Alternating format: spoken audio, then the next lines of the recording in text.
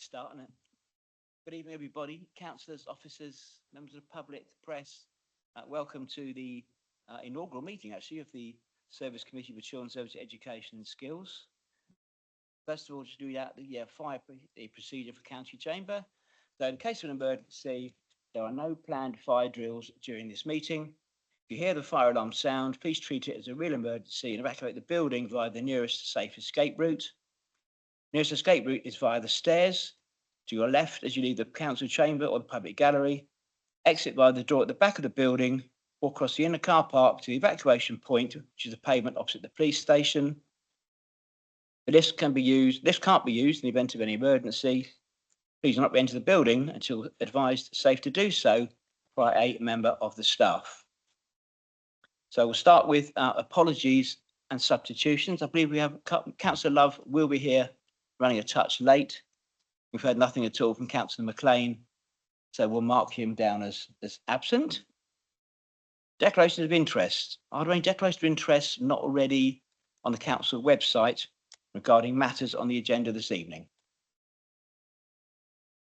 No, that's absolutely fine. So item 3 on the agenda is public questions. We've had no written public questions prior to the meeting. So we have 15 minutes for any verbal questions from the gallery. You can see Mark Chiverton's approaching. So Mark, your question, please, sir. Yeah, thank you, Chair. I won't take 15 minutes.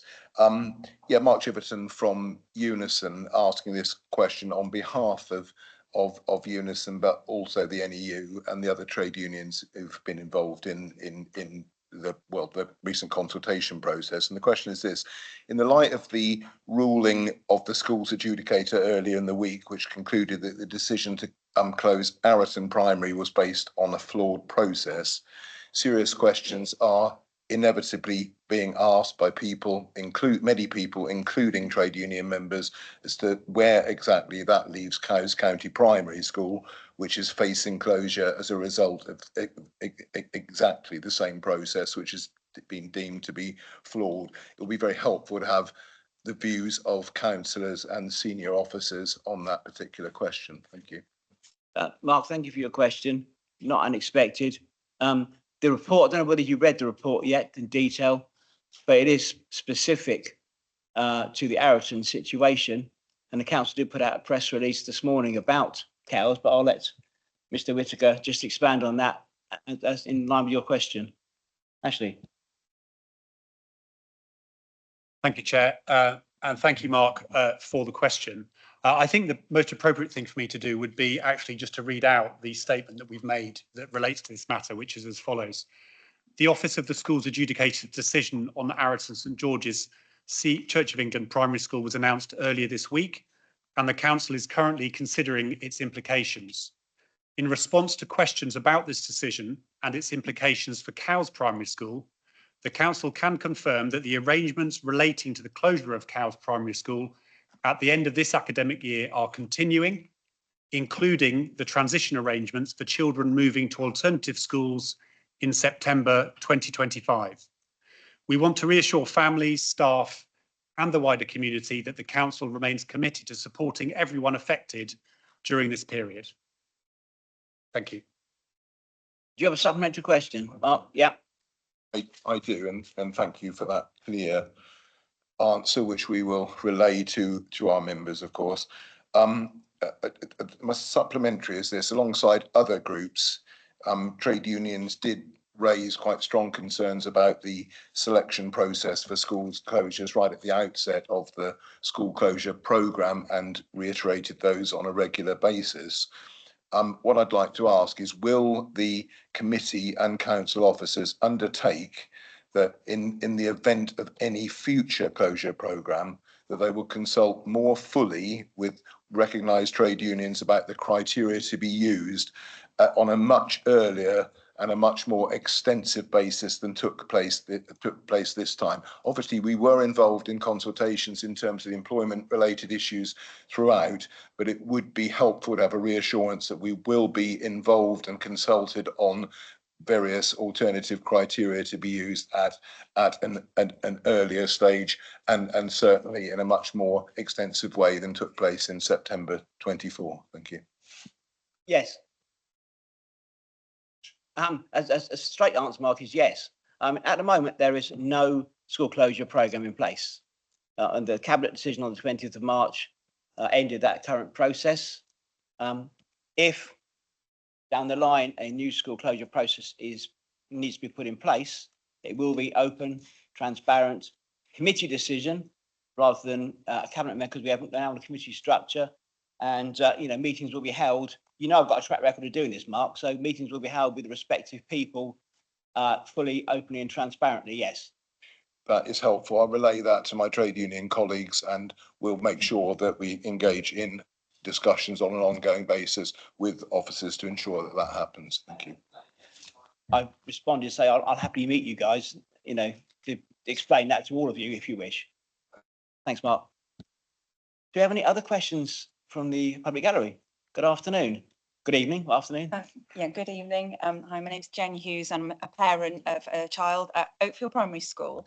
And my question is on the school place planning at the conclusion of the ruling by the schools adjudicator, as we've already heard on Arreton C of E Primary School, which states obviously that the process was flawed. I'm aware that they were only able to rule on Arreton C of E Primary School, but it doesn't take a genius to work out that if that's the ruling on the procedures for Arreton C of E, it would be exactly the same ruling had we have gone to the Office for the School Adjudicators in light of the other schools going forward to be closed. So my question is that that basically the council offered misleading and incorrect information as stated by the OSA, and they'd also stated that procedural flaws are likely to have made a difference to the outcome, vindicating teachers, parents and campaigners alike. We're obviously delighted to hear that Arreton is remaining open, and given that the Cabinet could only vote on the basis of this incorrect information, does this committee fully accept that their officers gave them some misleading and incorrect information,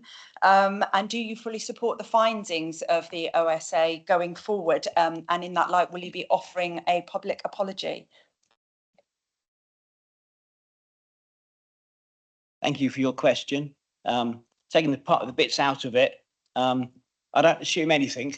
So this report was specific to Arreton. I'm not going to pass assumptions that it would have been the same for other schools. I don't do assumptions. I've read the full report. The council has decided to note the report rather than challenge anything in the report. I think it's the right thing to do for the young people. So we'll note the report and we'll move on. As I said, this committee is about looking forward, not back. Cabinet made a decision on the old structure. I'm not going to over comment about decisions in the past. The paper is self-explanatory. It highlighted some areas where errors were made. So we will note that policy, and if and when or whatever further school closures do come forward, we'll use that to shape any future closure programme if one comes forward. Do I think an apology is necessary? No, I don't. I'll let the officers explain that in a second, but a process was followed by, it's not for me to apologise for what the cabinet member did. I think that's a past issue. If I make any mistakes myself, I'll apologise for them, but they're not my mistakes to apologise for. But on behalf of the council, we will note the report and its findings, and we will bear that in mind if further school closures come forward. I'll add to that. Chair and Ms Hughes, thank you for coming in this evening and for your full engagement throughout this process. I think the most appropriate thing is for me just to refer back to the statement, which is that we are currently considering the implications of the report which we received on Monday afternoon. Thank you. Do you want to have a supplementary question? Yes, I do, if that's okay. Please do. And it links obviously similarly. I would like to ask a question around the detrimental financial implications of this process and also the emotional impact on the communities. And I'm just wondering whether this committee is going to commit to rebuilding or helping to rebuild relations in our communities going forward, so that we've got a more cohesive approach and there's no animosity. And is there going to be a plan to offer any financial support to the schools that of hemorrhage money as a result of the implications of the school place planning process? All schools have lost pupils, some exponentially so, and is there any plans with this committee to look into any financial support because they are remaining open? Thank you. I'll answer the first bit. The first bit is yes. This committee will, if we have to look at items, my view on this committee is we don't shirk issues, but we do them properly, openly, transparently. I'm sure everyone would agree with that, sitting around the room. If we have to go down that route to solve this critical problem that the island has, it will be done in the way you just suggested. I'll defer for the financial question, if I may, to officers. Thank you for the supplementary question. And I think we'd all agree with the point you made about the need to rebuild relationships and work together on this with the communities that we serve in the best interests of children. I don't think any of my colleagues here this evening who've been involved in it recognise the word animosity. I understand that there are members of the community who may feel like that. That's not shared by something here, but I do recognise the need to rebuild those relationships with communities, and we're committed to do that. In terms of the financial impact of the school place planning situation, for me, could be broken down into two areas.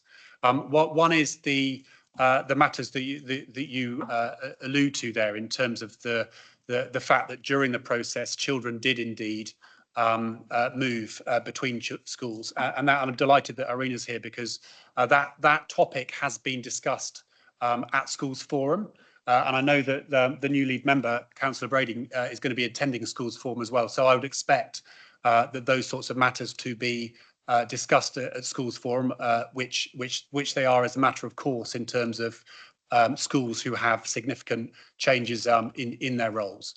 And the second part to it, I guess, is the bigger financial situation, which is a big reason why we started this significant piece of work more than 12 months ago. And that, of course, is the significant financial challenge that the primary school system on the island does face.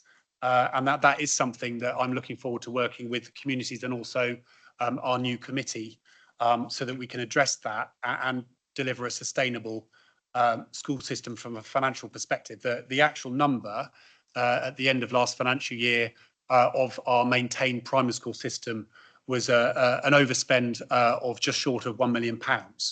If that is something that we need to be thinking about in terms of the access that our schools have to invest in the resources that we know they need to deliver high quality education in their schools, and we're looking forward to working with the committee on that. I just want to one further point. Thank you to you and other parents that have come to several council meetings over the last 6, 9, 12 months, to raise questions and challenge issues, because it's a very emotive, we've been through it once before, it's a very emotive area. But I can promise you, if that route is needed to go down again, it will be done the way that you request it be done. So thank you. It's just a shame we weren't listened to a little bit more, but thank you for answering my questions. Thank you.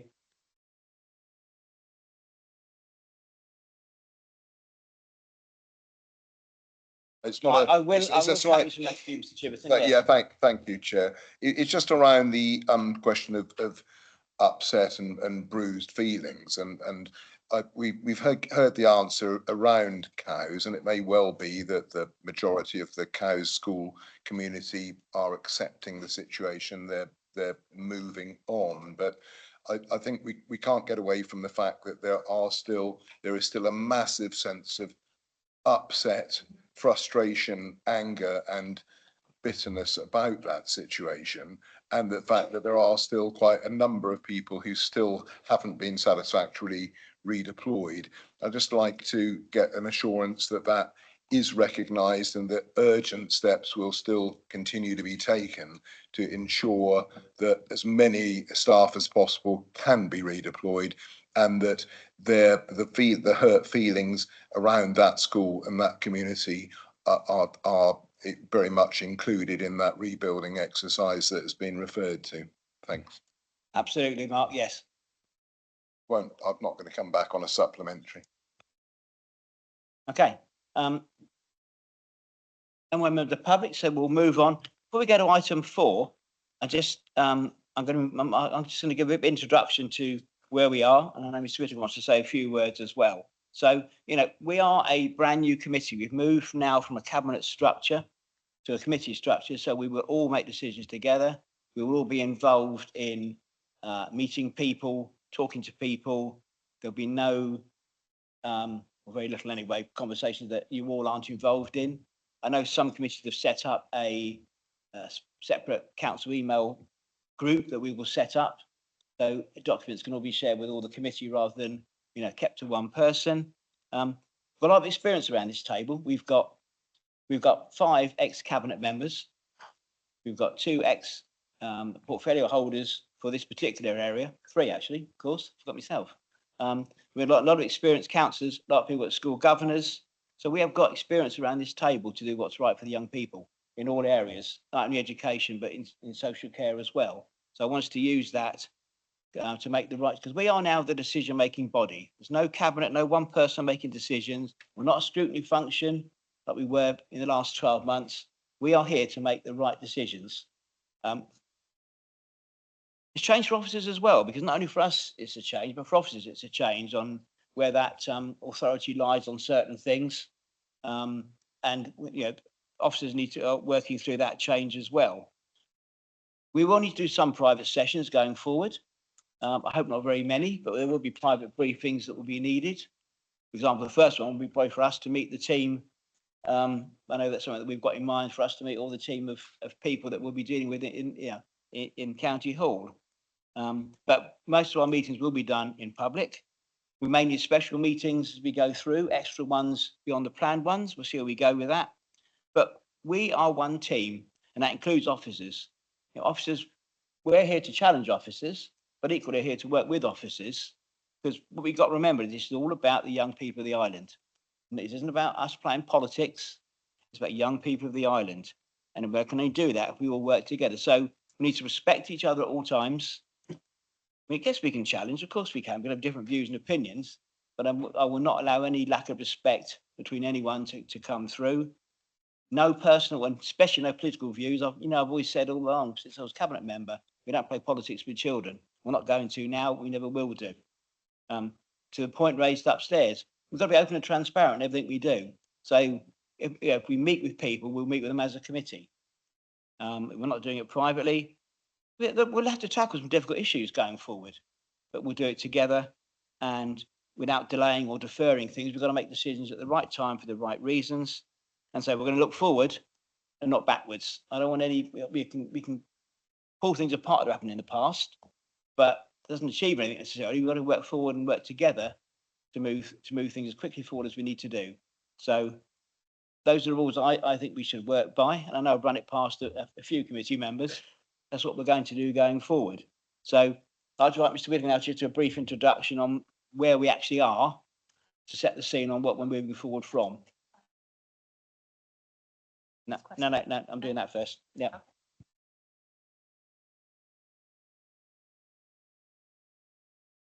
Thank you, Chair, and thank you, Committee. There's just 6 things I wanted to say, please.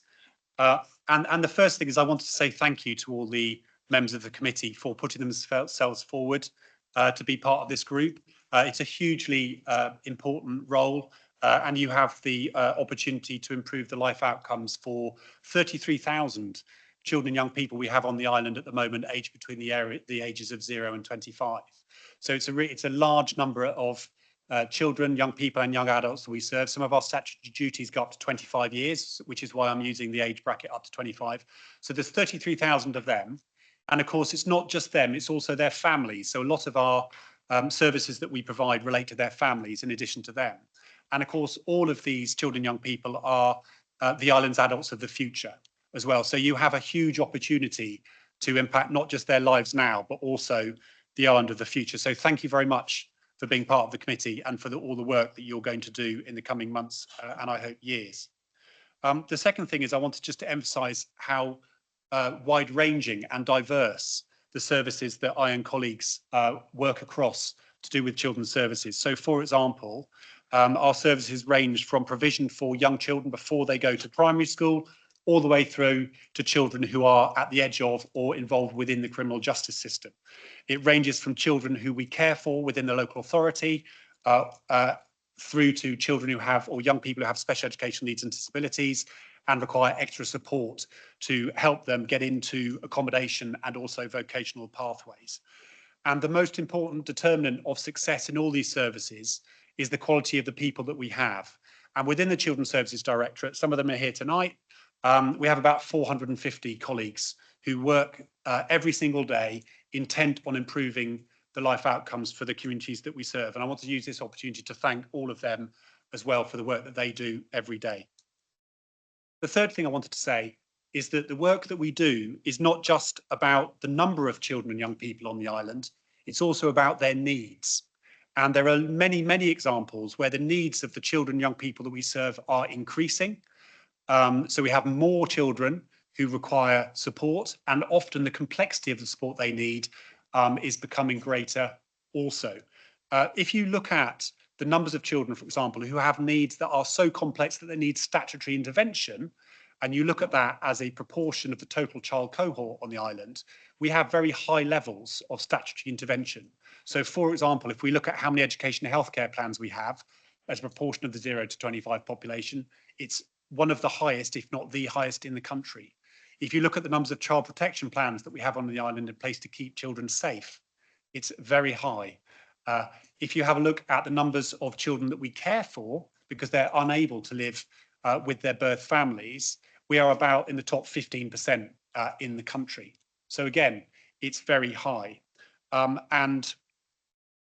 that means is that we have high numbers of children and young people in the system.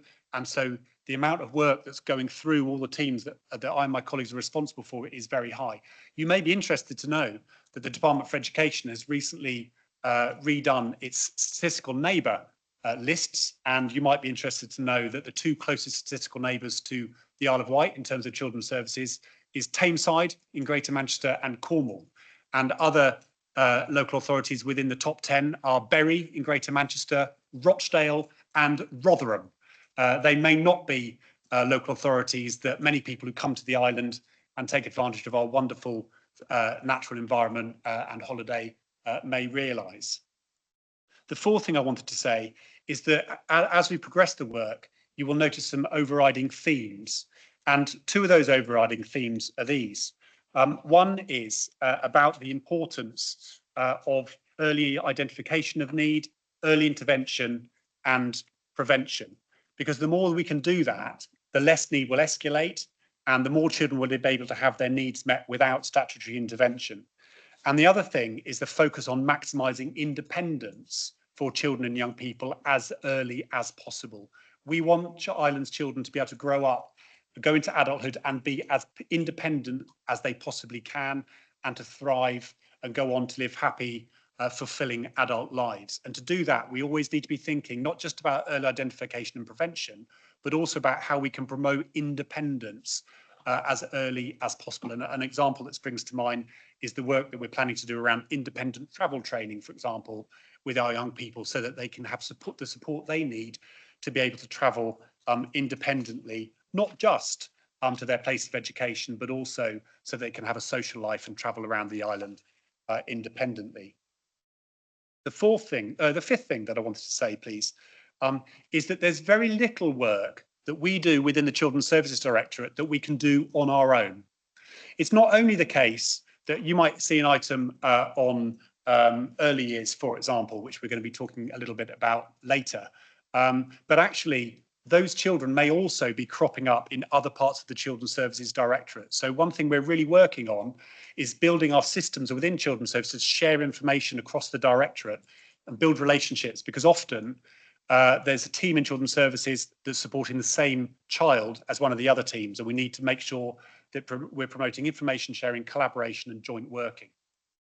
But the other thing is that we can't do it only on our own within Children's Services.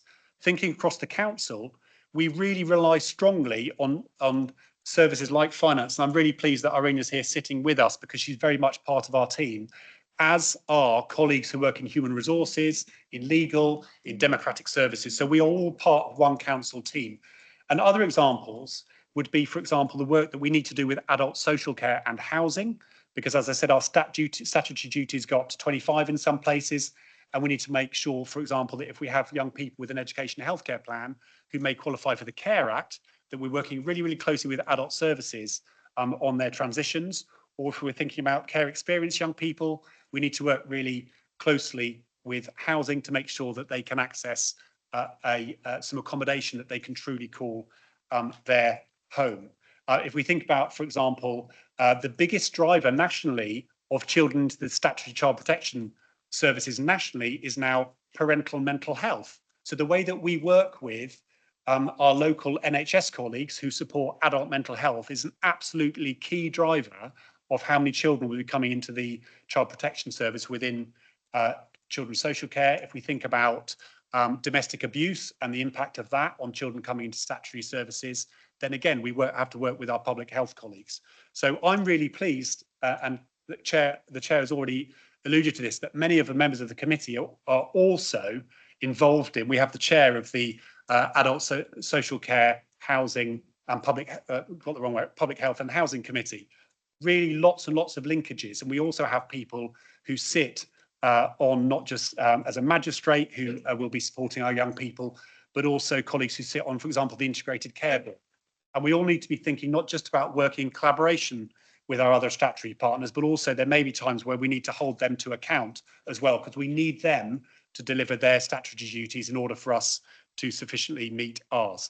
And the final thing I wanted to say is that as we go through the agenda this evening, we have a wide range of experience on children's services here. There may be topics that you want to spend more time talking about and get more involved in. So we are going to be inviting you all to a 2-hour workshop sometime later in July, where we'll be able to go through the full range of children's services that we have at the Isle of Wight Council, and also delve into any particular topics that you want to spend more time talking about. So early next week, you'll receive a poll to find out when would be the most convenient time to do that. And we will aim to set that up before the end of July. So with that, I'll just thank you again for being part of this committee, and say on behalf of us all, we're really looking forward to working with you. Thank you, Ashley. Well, one thing I was going to mention very briefly, Claire, if I may, is that there will be things that cross over committees. So although our committees have got titles and jobs, there will be issues, like poverty strategy or whatever. Mark Lilly and I spoke about this, issues that will cross over committees. So there may well be some issues that two committees need to meet together to discuss. Sorry, Claire. Yeah. Thank you, and thank you both for introducing the changes from a committee cabinet system to a committee system. However, we need to start as we mean to go on. So I do feel that this week, when the office of this school's adjudicators report was available to officers, it didn't have to go to all councillors maybe, but it certainly had to come to members of this committee. I'm quite lucky that I infiltrated a source of it quite early. You know, if you really wanted to get hold of it, you could get hold of it nearly as quickly as the press could. But we're sat here listening at the way forward and how actually every one of us is equal on this committee to making those decisions and have to make them as well informed as each other. Then this very important report should have been sent to this committee as early as possible, and not for most members of the committee, unless they'd hacked or begged or stolen one of them, should have had that sent to them as well. So it's just a point of order for the future that if it's available to officers and it's available to other senior members, it should be members, available to these committees. We should all be treated as equal. Within the Adult Social Care, Homelessness and Public Health Committee, we have an email address, as I suggested to the chair here, that there is no document that I have that doesn't get shared to other members of the committee. I don't even sign off a press release without asking for all members of the committee. I do give them deadlines, otherwise we'd never get a press release out of the building, but they are all shared those. It is not just my voice that goes on it. It is all members of the committee and their points of view taken account. So maybe we could think this is a blip this time, but in future, such important documents should be sent to all members of this committee. Thank you. Claire, in fact, Claire, you raised a very good point. I mean, this was the first document we received. It came in early afternoon on Monday. Officers first had to, it's a 30-page document, which is very good. Everyone should have read it by now, hopefully. It was a case of officers had to really understand it first, as whether we were going to challenge it, appeal it, get our head around it. And so on that basis, until officers got their head around the paper, I said, we'll get it out for the committee meeting, but yeah, just sit on it for a couple of days, which is why I sent you all an email explaining some like a summary of what was the key parts of it. But whilst officers got their head around it, but we will learn from that, of course. I like the idea of a group being set up to share things on, and everything in the future will be shared. It's a bit different, but I agree with what you say. So yes, thank you. Councillor Lilly. I welcome what Councillor Mosdale has just said, and I did actually communicate to you early this week about getting that report or the report out. I think it's important on issues like this that we also have an opportunity as a committee to discuss them, and especially where they will have an effect on future policy within that. And so I would, I think Councillor Mosdale, start as we go on, that we have an opportunity to fully discuss the school adjudicators report. I only got it today. I managed to read it after 3 hours. There are questions that I think as a committee we need to discuss and have an opportunity to have that. And I think that has to be equal, because I know some of the committee members haven't been able to read it fully. So it'd be wrong of us to have a discussion now, but we do need to have that discussion, and we do need to be able to put forward very forthright and challenging questions in a respectful way. But we do need to have that, because as councillors, we're on the line with the community as well, and we need to be able to say to that community that on reports like this, they were thoroughly investigated, discussed, and there were lessons learned. And in the words of the chair, we find a solution-focused way forward, which I think is very, very important. Thank you. Councillor Fuller. Thank you, Chair. My view on this is that if we are going to be open and transparent about the adjudication, the adjudicator's office, adjudicator's report, talking about it now is probably inappropriate.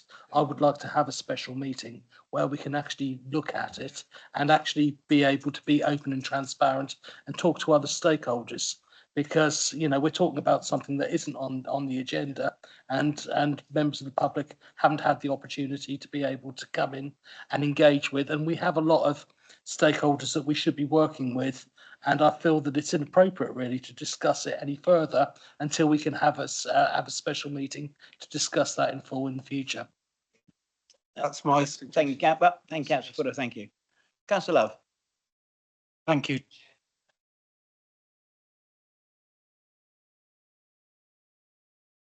In front of the game, not following the game. That's all part of it. And it's not just about having the report so that we can sit and criticise it. It's about the solutions. It's about supporting officers and the public to make the right decision. And we can't do that if we don't have that information available. I have not yet seen it because I have been busy like everybody else. Sometimes these reports are going to come, aren't they, at the very last minute. We accept that. But when a council puts out a statement from our council office, which represents us all, and we haven't seen that paper, then that's not effective. But I also recognise that the officers are under pressure from other places to respond to that. In which case, I think the response is no comment, as difficult it is, until we've formed an opinion, which we can all support, other than to do, a block. And that's difficult for the press because this is the world that we are now in. We're a very fast moving world. And I don't want to labour it too much, but I'm just saying that that it is really difficult. This is not the only issue that's happened recently where press releases have gone out and we councillors are going, what's that about? We have no idea sometimes what some of these things are. It was the same with the pantry money. I had no idea about that until it went out in the press. So we've got to find ways of working together, controlling the message and making sure that what we represent in public is well founded and informed. Otherwise, we mislead the public, don't we? Councillor Mosdale. Thanks, Cole. Thank you, Chair. And I know we can all want extra meetings about everything, but we all need to remember that these committees are decision-making committees. And actually, we need to make sure that we are actually taking the right information at the right time. So we are going to have, as you quite clearly said earlier, a discussion about the future of schools. And, we know this has to come back onto the agenda and be open. This adjudicators report actually is intrinsically linked with the way forward and how we make those decisions. So my suggestion would be to actually not have a separate meeting on this report, but when we have that discussion as an agendaed item, that we all have had by then the time to read this report. We bear in mind items within it. I've read it, it's 30 pages. I don't think it warrants a whole meeting for it, but it is a very important part of when we have discussion of what future, if there are to be school closures, what that should look like, and for lessons to be learnt by this paper. I personally don't feel, having read it, that it warrants a whole separate meeting, but we do need to take it on board when we are having those discussions of what the future is going to look like. Just my suggestion, Chair. Thank you. I'll answer those specific points. So, Michael, you're right. The OSA report that does give some criticism, some advice, some guidance. If we go down a closure process route in the future, that will be the basis of the open and transparent way we do things. Absolutely, 100% agree with you. Lessons will be learned by us, by the officers, by the council. Paul, you're right. It's a separate meeting. It's not appropriate now. It's not on the agenda this evening. The decision not to send a paper out to Thursday, mine. I agree with what was said about press releases go out from this council without us knowing about its council. You're spot on. For this particular issue, officers had to get their head around what was in the paper.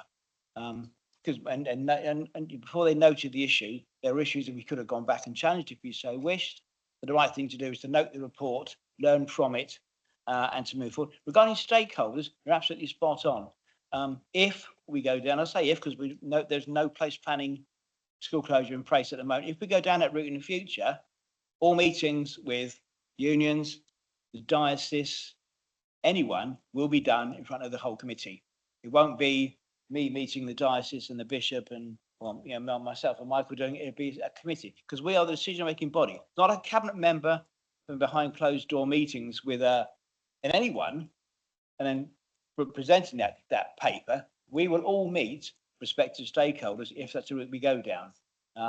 We have to because we're all in this together to make the right decisions, as I said earlier. Claire, you are right. Of course, report. We will link that to any process.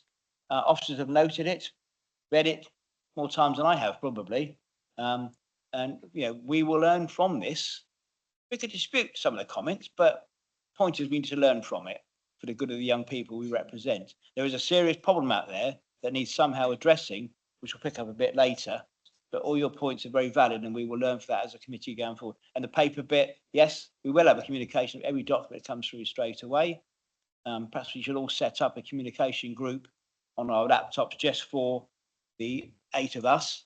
Documents will be shared, but this particular document and the press story, we had to give a press statement on Monday because the diocese weren't holding back and neither were the school. So officers put a press release out on Monday because the others were. Do you want to add to that? Thank you, Chair. I think the only thing I'd add is that in terms of the report going to the public domain, as far as I'm aware, it's still not on the adjudicator's website, so it's still not in the. Is it you're checking, Ms. Hughes? It's still not there. So that's just been going on as well. Same principle like for Ofsted reports. School get Ofsted reports before they go on the general public website. It's the same principle, isn't it? Effectively. So if you're happy. And before we move on, is everyone happy with, Communication will be spot on. My decision to hold this till Thursday. I stand by that decision because of the complexity of what it was. You may have final comment, Councillor Love. Yeah, I think we want to be supportive. We're that critical friend who needs to be supportive. I wasn't involved in this committee previously, and I agree with what you're saying in terms of we are starting again from fresh, but basing our learning upon these documents that you provide us, because there is no doubt about it, we have to go and look at the school's issues again, because there's an issue to be solved, and it cannot be left unsolved because it impacts on the entire school system. So we need to do something, and we need to do that as soon as we can and at pace within the system that we're allowed to work with, you know, the timings that we're allowed to work in. So we're not going to rush it, but we're going to spend time on it, even if that means having to spend more time on dealing that with the other things, because we can't be everything to everybody sometimes. We have to look at and focus upon the things that really matter. And right now, this is something that really matters.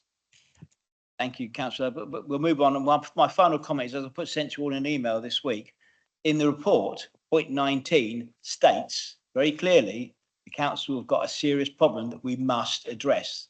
The adjudicator said to us, we've got a problem that must be addressed. And we'll pick that up a bit later on the agenda this evening. But all the points well made. Thank you. Right. So we'll move on to item 4, which is members' questions. I do have one written question. Well, 12 written questions from Councillor Jarman. So would you like to present question? I'm only going to allow question 1, and I'll come on to that in a second. You can only have one question. So question 1, I think is a very important question, your question 1. So I'd like to deal with your question 1. Do you want to read it out, shall I read it out for you? Please do. So my question at the top of the paper is, will the Children's Services Education and Skills Committee review and respond to the following corrective measures, observations and suggestions?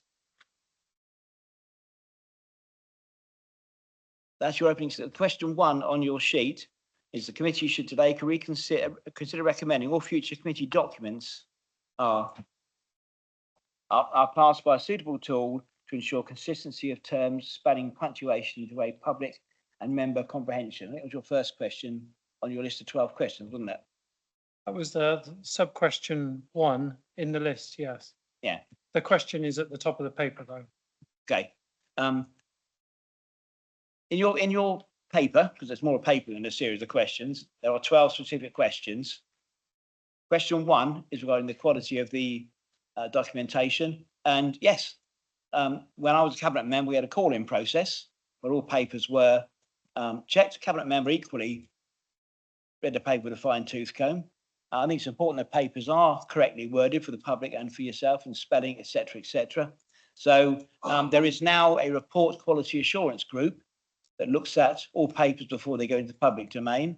There's issues, you know, this raises concerns about that. I know the chief executive is online. I've already asked the chief executive to make sure that quality of papers is actually checked. I'm sure she'll be raising that with the directorship team going forward. So the quality of papers does need to be absolutely spot on. I know there are 11 other questions on your paper. I think Mr. Whittaker has offered to actually meet with you to go through all those other questions in detail if you so wish to do so. So I don't want to go through all the other 11 questions today, but if you're happy, I'd like Mr. Whittaker's happy to meet you, Chris, to go through the other details of the issues that you've raised. I'll gladly take you up on that offer, Chair. There is no limit as to the questioning from a member. We do have an allocation. It is part of Procedure Rule 14. But if you'd rather I meet with Mr. Whittaker on this and take it forward, provided the results of that are made public, as they would be normally in the procedure of a committee, I'm happy to do so.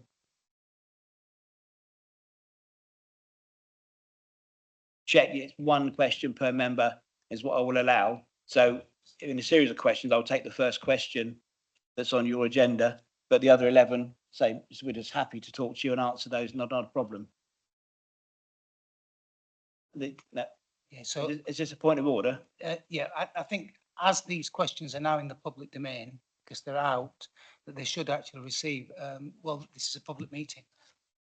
This is a public meeting. There is a- Members of committee can ask any questions they wish during the meeting on items on the agenda. Any members allowed one question on items on the agenda, not 12. I'm not questioning So I've that. answered the first one. Yeah. And Mr. Whitaker's offered to meet. No, that's not what I'm questioning. What I'm suggesting is that if we receive questions like this that are written, then they should receive a written response because they are now in the public domain at this meeting. Give me a second.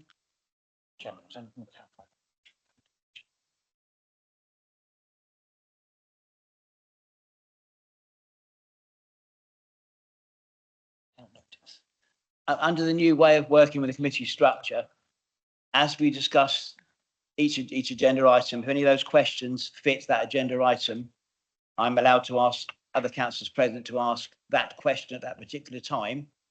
Doesn't guarantee an answer, but if an answer can be given to cross the question off your list, you'll be entitled to ask that question at the relevant stage of the discussion during the agenda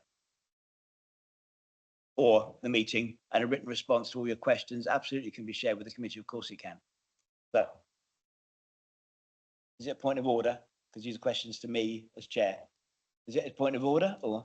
Yes, Chair, just to say that these items are likely to be asked by the questions like us from this committee. Yeah. So, I mean, if they're not covered, then maybe Mr. Whitaker can meet to discuss things that if they haven't been asked. Yes, that's what Mr. Thorne just advised. As the items come up, I wish other members can speak up on that agenda item as it comes through the agenda. Under the new constitution, that's the way it works. So, yeah. If I may, Chair, the constitution before me does not limit it to one question, nor does it limit it to items which are on the agenda. It's simply to items which fall within the remit of the committee. And I think all of my questions fall within the remit of the committee. So I'll leave it at that. Thank you.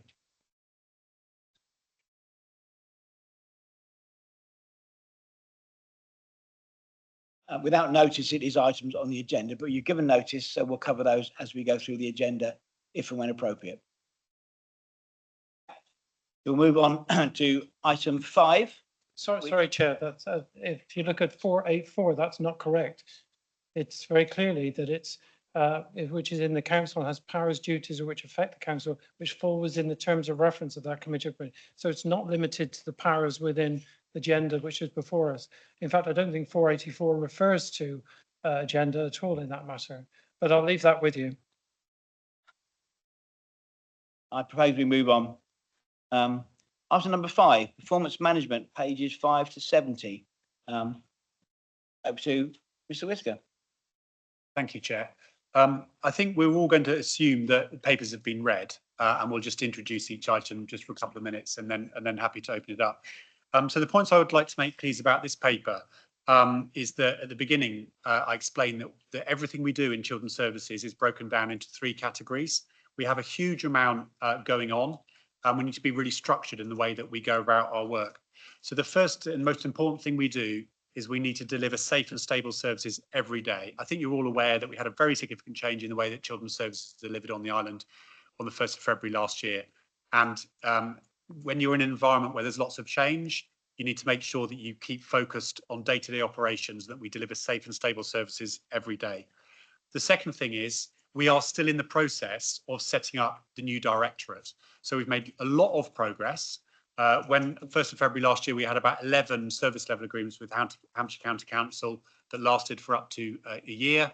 And the majority of those, significant majority, have now been set up by in-house operations, which we're really proud of what we've achieved there. But we still have to embed those processes, and some of those service level agreements have not been replaced in the way that we would like to. So whilst on the one hand, for example, children who are seeking safety and asylum, Mark, in one of Mark's teams, we now have colleagues working on that in-house. Another example where it's been more challenging has been around the recruitment of educational psychologists. So we currently are commissioning that service from someone else. So setting up a new directorate is still very, very relevant. And the third thing is around improvement and transformation. We know that there are a number of services within children's services where we want to improve the quality being delivered.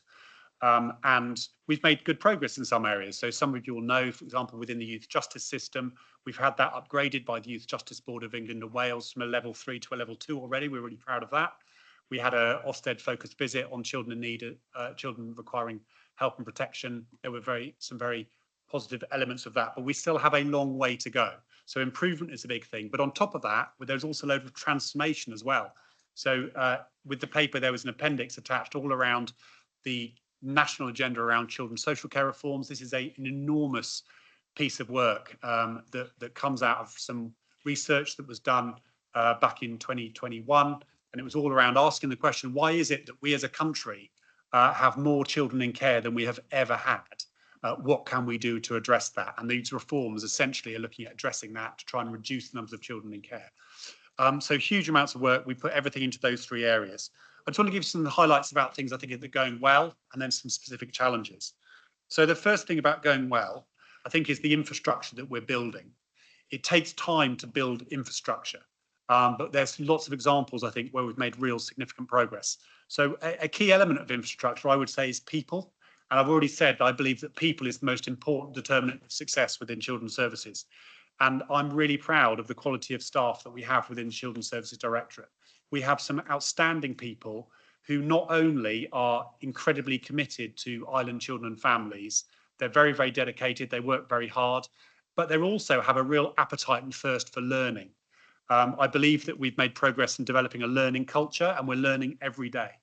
And I'm really proud of that. And we've also had some people who have joined the team. So, for example, Beth has joined the team. We've managed to attract some really high quality colleagues to the service, and that's a real sign of progress. So the second thing I want to say is about a bit of infrastructure is around systems. So Youth Justice Service has had a new case management system. It was delivered within timescale and within budget. How often does that happen on a case management project? Early Help, Sentinel, has been implemented and delivered on time and within budget. We're really pleased about that. Within the coming weeks, we have the most significant change of improvement around infrastructure, which is the new children's social care case management system. It's called Mosaic. This project's been going on since 2018, and we believe that in July we will deliver this, and it's really exciting in terms of the opportunity it brings us to improve the quality of support we provide to families. And the third area I wanted to highlight around infrastructure is those relationships with partners. I said already that we can do very few things on our own. We have to work really closely with external organisations, whether they be statutory partners like the police and health, or others like schools and the voluntary sector. And I think there's lots of examples where we have made good progress. An example I would give is setting up of the multi-agency safeguarding hub. So we now have one floor below here over there. We have a multi-agency safeguarding hub. It's staffed with colleagues from the police and the National Health Service, and it's already resulting in much better, higher quality conversations about children and families, and resulting in quicker responses to those children and families on the island. So that's really positive. In terms of some particular challenges that we have, children's needs. There are lots of areas where the needs of children are not only high, but they are increasing further, particularly around complexity. I was talking to a colleague in the police recently who said that his experiences of children recently have been the most challenging in his entire police career, which is more than 20 years. And there are examples like that. That is reflected in the numbers of children we have in care, although that has actually come down slightly, but also the numbers of child protection plans we have. If we're thinking about needs around special educational needs and disabilities, the requests for needs assessments remain really, really high. And that is a real challenge. And we are very aware that there are significant numbers of families on the island who are not happy with what's happening around the education healthcare plan statutory process. But I do believe that we are making progress in developing the infrastructure we need. And this is also linked to people, which I'm going to come back to deliver these services. So needs is a challenge. The second thing is people. So what we found under the new arrangements, when the entire senior, all the Hampshire systems and people left on the 1st of February, is that we have a team here, some of whom who were around before, who are hugely talented and very skilled and experienced and bring huge insights into island children and families. But there are some key posts that we need to recruit to that we found very, very challenging. So, for example, Naomi is essentially at the moment currently doing 3 jobs. We've been advertising for 2 service managers related to special educational needs and disabilities and a principal educational psychologist. We've been advertising for about, well, some of them almost a year and more than 6 months, and we've not been able to recruit anybody. And there's lots of reasons for that. But I do want to highlight to you the importance of investing in our own people and training people, because I believe that longer term we will be okay because we can develop talent. But in the short term, we do have some gaps in very specialist roles like principal educational psychologist that we're still working hard to fill. And the third challenge is around the financial envelope that we have in children's services in order to deliver our statutory duties and meet the needs. And you'll be aware of those financial challenges. It's not different to many other services in local government. But when you have a situation where needs are high and in many cases they are escalating and your financial envelope isn't increasing in proportion, it presents a very challenging situation. That is one that we find ourselves in. That's all I wanted to say, Jan. I'd be happy to take any questions or any of my colleagues, because you probably heard too much from me already. Thank you, Ash. I think the thing to remember is because they are still setting up the team. It's been a heck of a task setting up this new team and all the numbers of staff that I mentioned being involved. Yes, we have got some great quality now joining the team with Beth and others, but you know, there's still gaps in the team that are still forming. So I'm sure you've all got loads of questions. I've got Michael, Claire, and then Carl to start with, and Paul. But perhaps if we ask all your specific questions in one go, then we'll move on one by one. Otherwise, we'll be jumping to and from. So perhaps if we ask them a batch of questions first, and maybe a better way of doing things. So, Councillor Lilly, the floor is yours. Thank you for that presentation, and I also totally recognise that it's been a tough 12 months in building that the team up. I want to refer to page 7, item 12, which you've sort of mentioned, but I think when we actually set our priorities, we really have to get to grips with the fact of the numbers of children in need. You know, very clearly here, we've gone from 70 out of 10,000 to 89, when the national average is 42 to 10,000, which in my estimate roughly is 100% difference to the national average. That is really, really serious and obviously is a priority. What steps are we going to start to put in place to start to seriously bring that down? Do you want to ask all your questions in one go? Absolutely. Rather than one by one. Sorry, Chair. Isn't it easier if we ask questions for the areas of the report? Because I've been through it, but like a tooth comb, and it could end up that one committee member ends up being hogger. I don't want to be the hogger. I'm good at it, but I won't be. So maybe if we ask a question at a time, it gives everybody from the committee time to have their Fine. input. Okay. Is that okay? So, yeah, Thank we'll take you. Councillor Lilly's first question first. Thank you. I'll just say something very briefly, then I'll hand over to Kay, because the children need area is within Kay's area. So I think the conference, Councillor Lilly, that you came to, and I forgot to say when I was talking about the skills we have within the committee about your mental health champion role, which is great to have you, because we know that we have a significant challenge amongst children in terms of mental health. But the and some of that link. So the conference recently that I was glad you were able to attend, is an example of what we're already doing about this, and it links to what I said earlier about we need to shift the system from being one which is focused on all the children who are in statutory support into what we can do to identify need earlier and intervene earlier and prevent the escalation of need. And so that is absolutely aligned with what we're doing in terms of our early help strategy, working with the voluntary sector, which is hugely influential in this space. But Kay, I don't know if you want to talk anything more about that in terms of our early help strategy and the early help board that you were talking about the other day, for example. Would you like me to comment on that first before the children in need? So Ashley has referred to the new social care reforms. So we're in a unique position at the moment. So what we are looking at is how our services are structured, and we're looking at plans for the future in line with those social work reforms also. So one of the recommendations that is made is that the early intervention and prevention services are merged with the statutory services. So at the moment, that's what we're looking at, so that there's a clear merge with our early help services, which are universal and also targeted services, which are delivered by colleagues in the community, in our education schools, and also in our children's centres and family hubs. But part of that role is also working alongside with differently qualified staff to support our children in need. So this is an agenda for the future that we're starting to make plans for. And actually what that will hopefully do is we'll probably see a further reduction in some of those children in the statutory services, because there'll be that early intervention that's timely, so families will get the right support at the right time. So that's what we're looking at in regards to our early help services at the moment. And certainly what we're also doing is making sure that the interface with children's statutory services and our early help services is that there's a very clear transition, so it's seamless in regards to those children that what we call step up and step down in regards to needs. So that's something we're working on at the moment. What I did want to talk to you about, though, just on the first point that you raised in regards to the number of children in need on the Isle of Wight. We're actually outliers in a number of areas.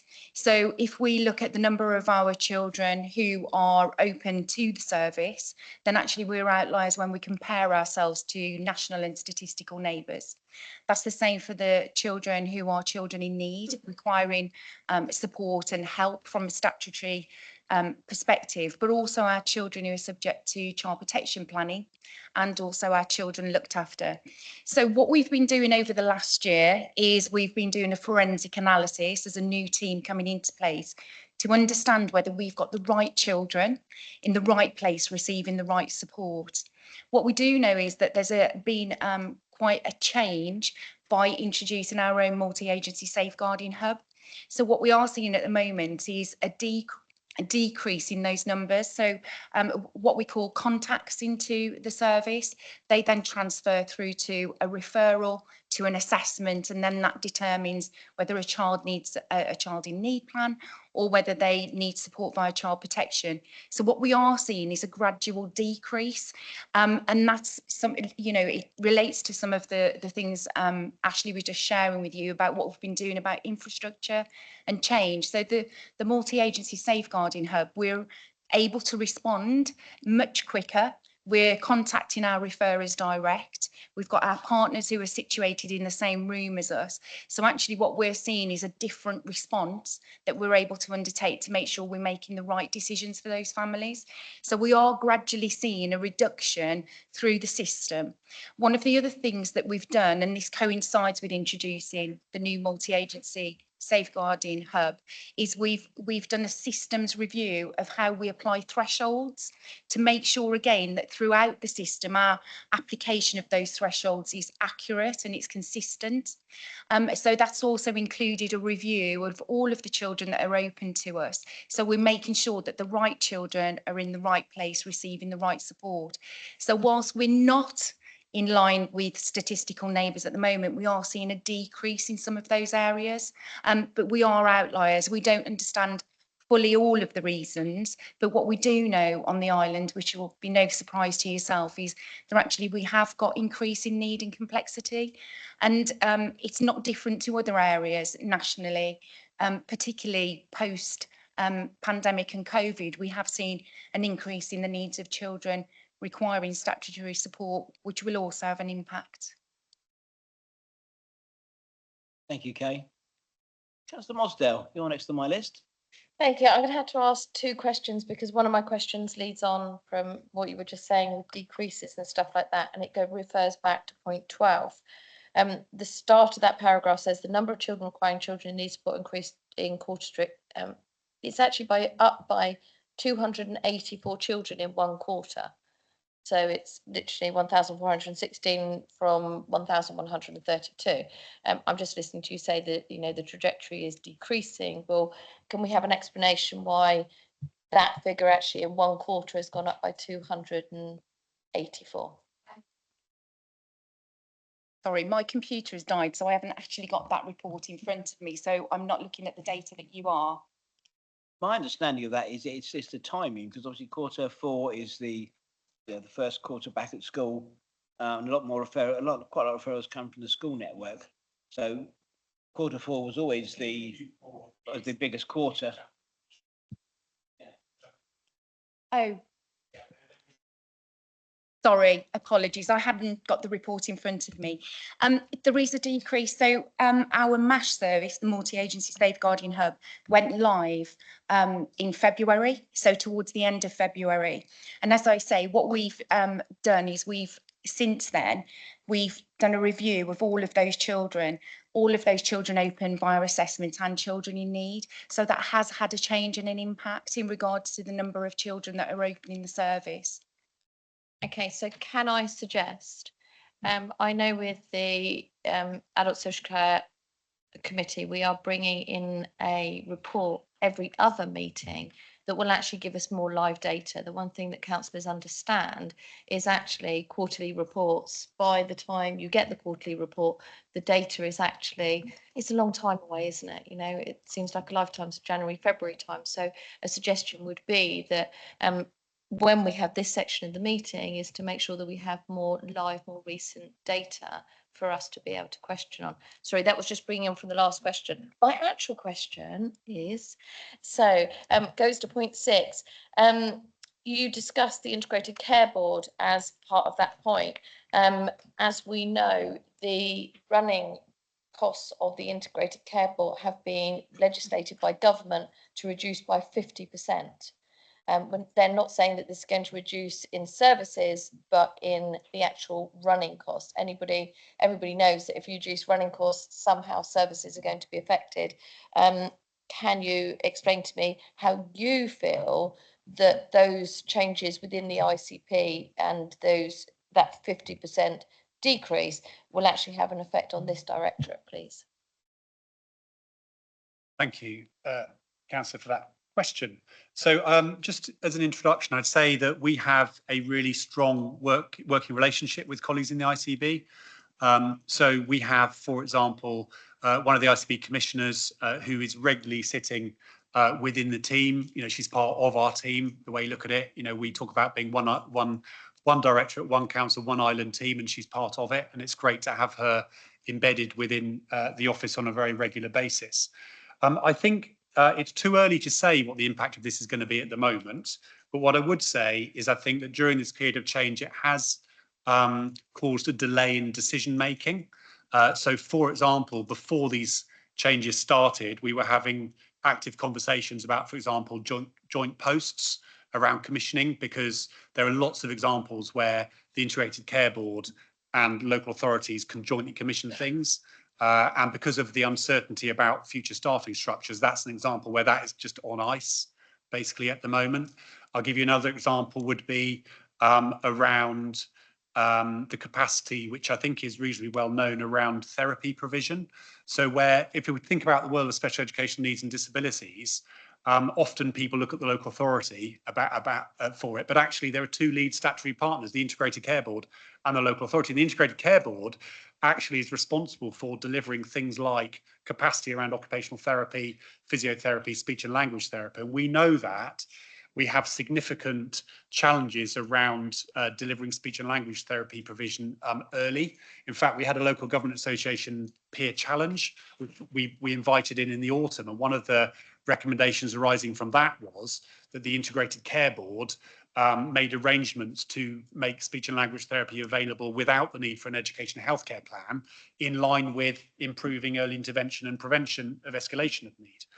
And you know, we've not yet made progress on that, despite the fact that it's well known by colleagues in the Integrated Care Board. So there's a couple of examples where we haven't been able to make that progress.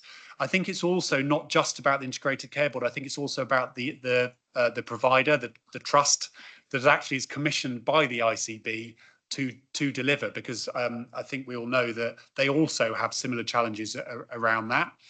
And I can think of some examples within the Children's Social Care Service where the ICB has duties around delivering, for example, the medical assessments to do with children that we care for. And whilst there is money there, and the ICB accepts that this is something that should be being done, they don't have the physical capacity to do such within the trust who is commissioned to deliver it. So it's also to do with changes in the trust, not to do with the ICB. But we have open lines of communication with seniors in the Integrated Care Board. We have ongoing challenges around the health needs of children, for example, children in care who might have mental health needs, and whether we feel that we have a local offer delivered by Child and Adolescent Mental Health Trust to meet their needs, and whether our local offer is full enough. So there are definite challenges, and I think that the changes in the ICBs is meaning that decision making around it is being delayed. So I hope we get through that soon and we can get long-term solutions to some of the challenges that we have. Thank you. Councillor Love. I don't know where to start, just hearing all of that, and then we wonder why complexity is going up. If we've got indecision by one part of the system, I'm not saying here, that if the Integrated Care Board are not making decisions, that's decisions about children's lives. And that is something that we do need to challenge as a council, because that is fairly major stuff. So I hear the problem. The solution is what we really need, isn't it? We need to find the solutions, because if we can do the problems to death if we like, but we need to find the solutions. So what we need to understand is what is the key driver of these complexities? And I'm not criticising anybody. I'm just saying, I'm just listening in from the outside. Have we got enough staff? Well, it's clear that we don't have enough staff in the right place at the right time at the moment. So that has to be a priority. And I recognise the efforts that you're making, but somehow we've got to do something. And I don't know what that is. I don't know if it's about pay or lack of staff or an island situation, but we have to find the solution to that bit of the triangle in order to get over that, because that then means that all of you staff are under enormous amounts of pressure. And that's when mistakes get made, because there aren't enough staff to do the job. Now, that's not a criticism of anything that you're doing. I'm saying that's our system. And I recognise that you're sitting up. So we need to do, firstly, we need to make sure we've got the staff. Secondly, as well as we've got to make sure that this Integrated Care Board cannot get away with saying, I'm sorry, we can't commission A, B, C and D, because A, B, C and D means that that child there, whoever that child is, might jump off a cliff because of mental health or whatever the issue is in family. That can't hold up this system, because otherwise, and I hear some of the great stuff that you're doing, but there are only so many of you, and I'm making the point now, we've got to sort our staff out to support you, to do the job, and this Integrated Care Board cannot be allowed to get away with not commissioning things that are stopping people. Now, that's what I've heard. I think that's what I've heard you saying, and I might be wrong about that.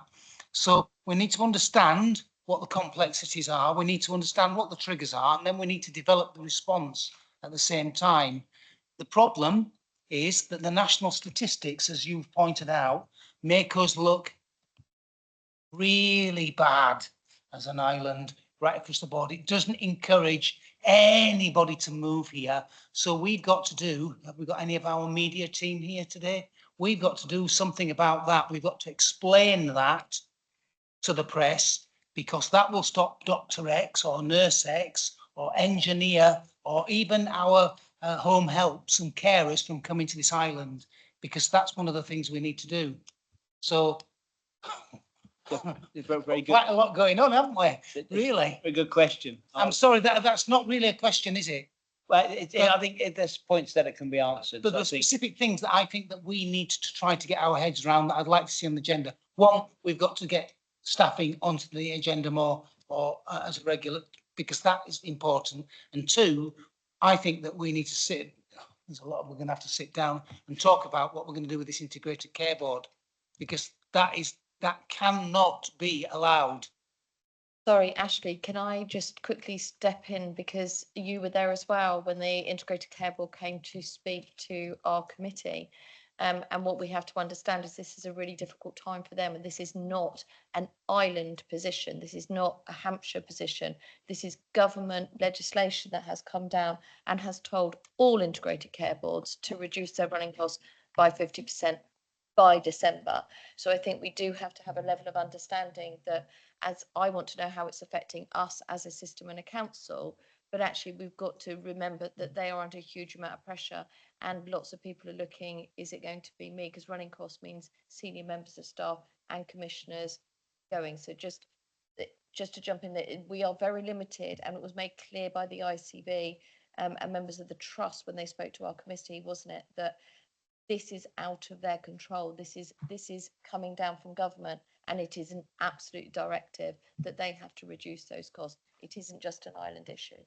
Councillor, I think this is a classic example where crossed over two committees, also crossed over the Health and Wellbeing Board as well. So crossed over three committees effectively, but I'll let. So, Councillor, thank you. Just in terms of, what's driving the need, I mean, does it make the island look bad? I mean, the numbers of children we have at the statutory end of the system is a function of need. We have high levels of need. What are the drivers of children into the child protection arena? It's adult mental health, adult substance misuse, and domestic abuse. They are the key drivers of it. And the numbers of children we have in the system is a reflection of that going on the island. And that's why we need to work really closely with colleagues in the voluntary sector, with our public health colleagues, etc., on this in a joined up way. Just in terms of staffing, I mean, this is a huge topic, but I would make the point that some of these roles which we're finding challenging to recruit into, this is a national issue. So educational psychologists are a major challenge across the whole country to recruit, and it's largely driven actually by the increase in the number of educational healthcare plans nationally, which would be going up 10% a year. So if you think about the volume of work that going through the system, that everyone needs an educational psychologist to do an assessment and then annual reviews, etc., it's huge. So what a lot of educational psychologists are actually leaving local authorities, setting themselves up in private practice and doing very nicely and working 3 days a week. I'm exaggerating, but you get my point. So some of this, again, is out of our hands. Our plan is to recruit where we can, but also to grow our own. And I think long term on the island, we have to grow our own. We've got brilliant people on the island. They just don't necessarily have training or experience in these very specialist roles. Just in terms of the ICB, yeah, we start all our meetings actually where we have ICB colleagues. We had one this morning, was it yesterday? I can't remember. We were talking about, it was this morning. It was the Safeguarding Children's Partnership. We had colleagues from the ICB there, and we always make a point of saying to them, we're having challenging conversations about resources and needs, but we recognise that you are in a really difficult place at the moment. It's difficult for all our colleagues in the ICB. But just so you're what governance we have in place. So take the Special Educational Needs and Disabilities Transformation Programme. The governance around that comes up through a meeting every 2 months of the SEND Partnership Board, and then it goes into the Health and Wellbeing Board every 6 months. So that's the governance, and it's jointly chaired by the Chief Executive of the Council, Wendy, who's online, and a colleague from the Integrated Care Board. So that is the place where we go every 6 months to highlight the issues that we might be having, and the things that are going well with regard to the ICB meeting their statutory duties. So there is a mechanism in place for it. We're just not at the moment necessarily getting traction in terms of the changes that we want. Councillor Fuller. Thank you very much. My question is probably a lot more simplistic. I'm looking at page 10, paragraph 25. And it's been touched upon quite a lot about the high numbers of children and young people whose needs have escalated. I know that this is a national problem, but I think on the coalface on the island, the position on the island is a lot worse than it is in other areas. My naive question is why are there more children that are sort of like slipping through the net, and how is this going to be addressed? Because, you know, with these escalating amount of young people coming into the system, you know, we need to tackle this. Is there good practice that other authorities are taking forward where this is being addressed, where we can support young people that are falling through the net, and how can we move that forward? Don't just think it's a naive question. All questions are welcome. So, So which paragraph are you referring to, Councillor? It's the whole directorate, page 10, paragraph 25. And it says the island has relatively high numbers of children and young people whose needs have escalated. And I think you raised this also in your narrative at the beginning of the meeting. So if I comment on something, and then I'll hand over to Naomi to talk, and maybe Beth as well, actually, just to do with what's happening in what we're seeing in schools around the escalation of need. But I think actually Kay said earlier that if you look at the national picture, particularly since COVID, there has been a significant escalation in the needs of children. I think that we as a country are still coming to terms with what the impact of that is. So, you know, any of you who know someone who, for example, is an early years teacher, a nursery teacher, they will tell you that children are arriving at early years provision at a less advanced level than they were previously. And is that about parenting or what it's about? But similarly, I think I said that, you know, 2 years ago, nationally, the numbers of children in care had been higher than it has ever been. So there are lots of reasons around this, but what's happening on the island in terms of that escalation, I don't think is particularly different, although perhaps something in schools is different. I don't know if you want to comment on that, about what we're seeing in schools about any escalation of need. So we've just started out with our new school improvement services, you know. We are seeing that, you know, we are getting reports from our head teachers around the different needs that are coming through the system. This is a national issue, it's not just an Isle of Wight one, but what we need to do is have a better way of signposting to the resource that we have available, and actually make sure we get that early intervention. And that's part of the school improvement offer, to make sure that we're focusing on that high quality inclusive teaching and working with practitioners in the classroom to address the needs that we can within the classroom. And then of course we want to make sure we've got services outside of that. So we're working really closely with our IBC colleagues around therapy and how that's delivered across the island, along with our specialist teacher advisors and the work that they do within the school system. We do have a number of other services too, but part of the plan is to have a better umbrella and a better front door, as I said before, so that we can access those services much quicker and triage them to the right support, so children get the support they need much earlier on. you may have a supplementary question. Thank you very much. You know, I know it's very easy to say there is a issue also with parenting. Are we talking to parents? Early intervention is perhaps key, but one of the things that I'm seeing is that early intervention now, compared and contrasted to how early intervention worked 10 years ago, 20 years ago, we seem to be much more switched on now, but the problem still seems to be getting worse. And it's trying to square that circle and to understand how we can actually address it. And I like what Carl was saying earlier on. We all know what the problems are, but what we need are the solutions to be able to fix the problems that are in place. And you know, this is, I think, an important aspect for the committee to take forward. So thank you. I agree. Okay. I just wanted to respond in regards to parenting support. One of the things that we're really proud of on the island is our early help, early intervention offer. So when we look at our children's centres and family hubs, we're actually trailblazers nationally. So we're invited to visit other local authorities to talk about the good work that we do. And the reason I talk to you about that, so in local communities, parents have access to a range of services in their locality. So that includes parenting support right from naught all the way up to children starting school and thereafter. So we have a really good parenting offer around our early intervention prevention. And then in children's social care, when children are involved from a statutory perspective, we have a service that's called targeted family intervention support. So again, that's targeted family and parenting training that we're able to offer.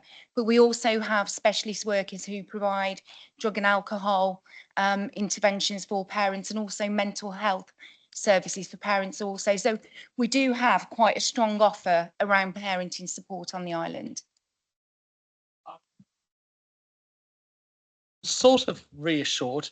However, I think the problem that I have is for those parents that slip through the net. And, you know, I want to be reassured how we are getting to those parents that are probably the most needy. They don't have social support in that way. And I really am concerned that perhaps we aren't getting to those people that desperately need the support.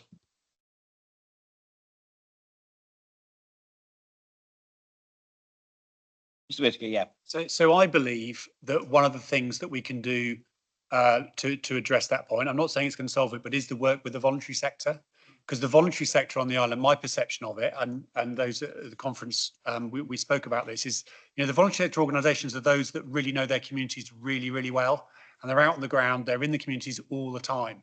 So if we can work more with them, we can help them have the information and resources they need. I mean, we say to them, you know, if we can help the voluntary and community organisations I'm talking about, you know, we can help them with sharing information, making sure that they know what support is available for them.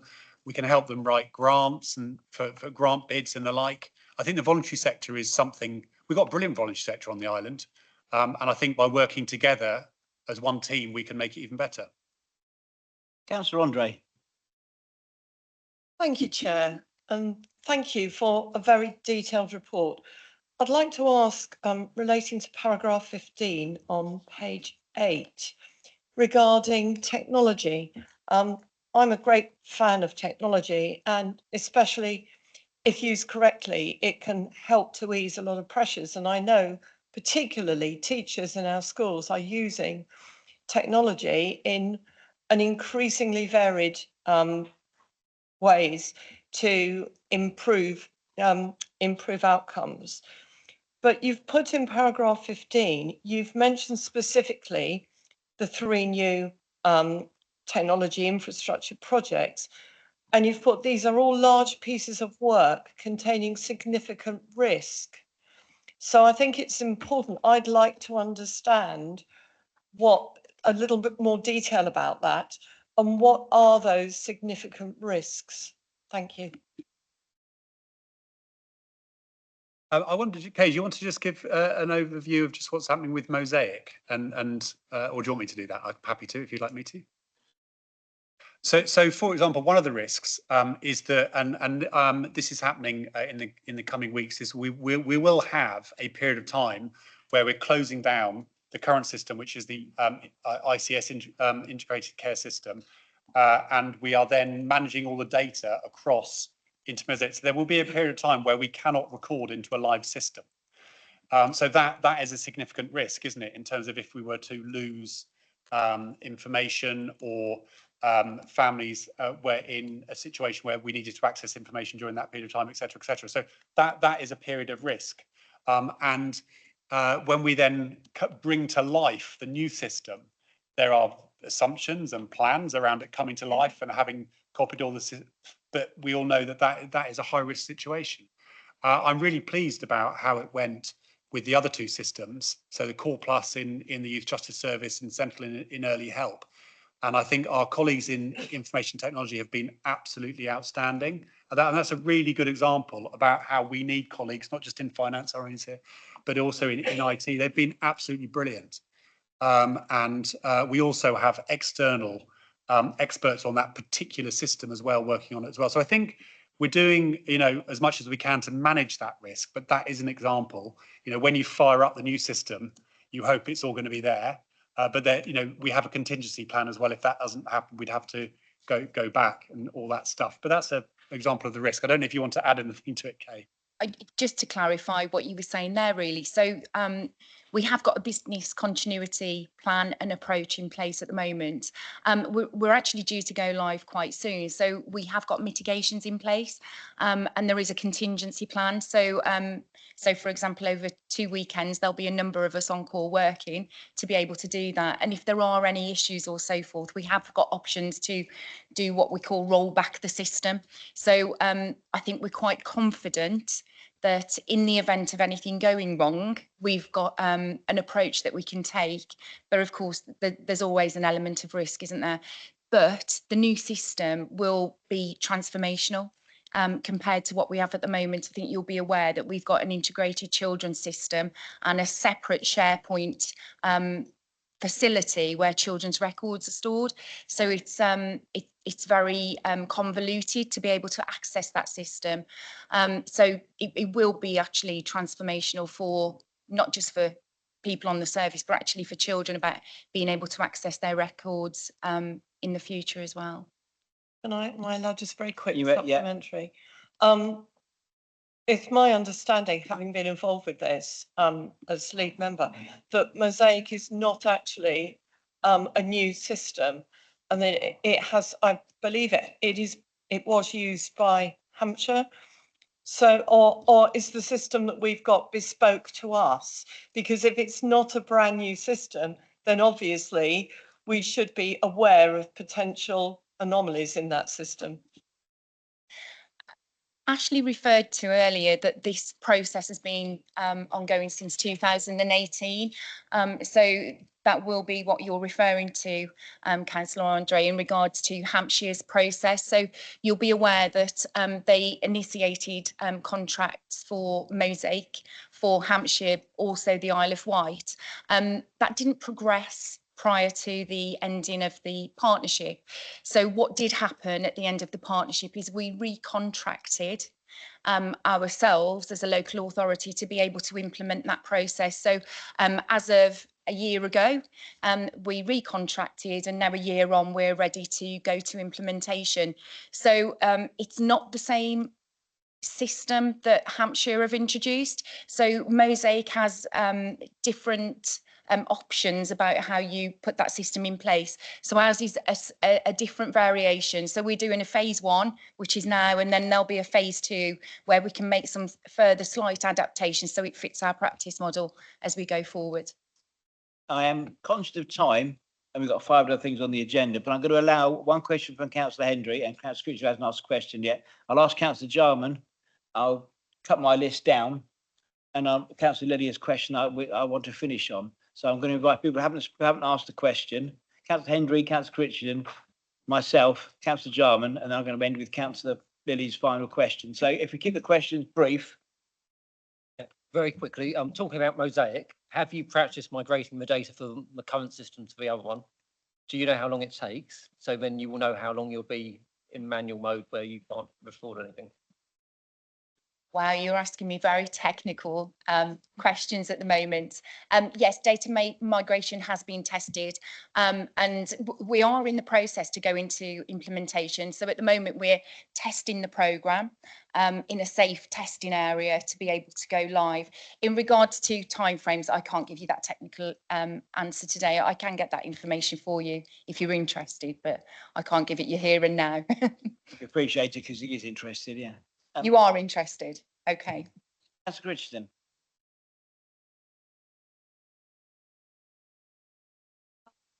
Yeah, I was looking at paragraph 26. It was about the contextual safeguarding and that you've got a new lead member there. And I was just wondering if we could have more about the scope of that, not necessarily right now, but the scope of that and maybe a bit of the scale of what we're dealing with on the island with that so that we are better aware of that issue. Thank you. Would that be better for a separate issue on an agenda, perhaps? As it's a bigger item than just a... There is a new officer that's been put into place, so it would be useful. What I can give you is an overview of what we've done and how we've reached the point in identifying. We've got 2 additional posts, or we've created extra capacity with posts that exist in the service at the moment. What we are aware of in regards to our response as a partnership to contextualise safeguarding on the island is that it's an area that requires some improvement. We know that through a forensic analysis, through multi-agency audits of children's experiences and our responses and the impact. So we knew that that was an area that we needed to look at. As we introduced our multi-agency safeguarding hub, which is a multidisciplinary team, what we know is if we can screen risk factors for children at the earliest opportunity, we can intervene earlier, and that includes children who experience contextualised safeguarding. So we reviewed what our offer is on the island, and within children's social care, what we know works as a best practice model is to have a lead for contextualised safeguarding. So we've extended the role of our manager who manages the Youth Justice Service, which is absolutely ideal because she's very experienced in working in a multidisciplinary way, but also with contextualised risks for children. So she's had extended responsibility. So she now leads that arrangement for us on the island, which means that she's able to support the staff across the whole service. We have what's called there's specific risk assessments that we complete when children have any risk factors around contextualised safeguarding. So she's able to oversee that process. And she also attends our missing, exploited, trafficked and conference for us, which is a multidisciplinary conference. So we've got a specific lead. So it means that we've got a better grip on the risks associated for those children. And then we were able to appoint into the MASH as well a specific social worker who's also a lead, and she's able to also work with those children. So she'll be our champion and our specialised worker who can actually support staff in risk assessments, but also go out and support some of those children and young people. In regards to numbers, I don't have that with me right now, but I can, if you are interested, or we can have a separate agenda item in the future, or I can get that data to you. I would perhaps suggest a separate agenda item may be appropriate. I've cut my list of questions down to one, I'm pleased to know. I've forgotten about Mosaic actually, because I agreed that in 2018 it would swap systems. So I assumed it was done because that was one of my cabinet decisions in 2018 to swap to Mosaic. So am I disappointed it's not done? Yes. I'd forgotten about it, yes, but it sounds like we've revamped it to an Isle of Wight Mosaic system. So if it's similar to the Hampshire model, I think it's great because it's, yeah, I did it. My question is quite simple. Paragraph 17, which may need, I understand it, but may need a bit of explanation around the dedicated schools grant, the safety valve and the £12 million runs out in March 2026. I think it's, if we're noting a financial statement on this performance, maybe worth a brief explanation of what that means, please.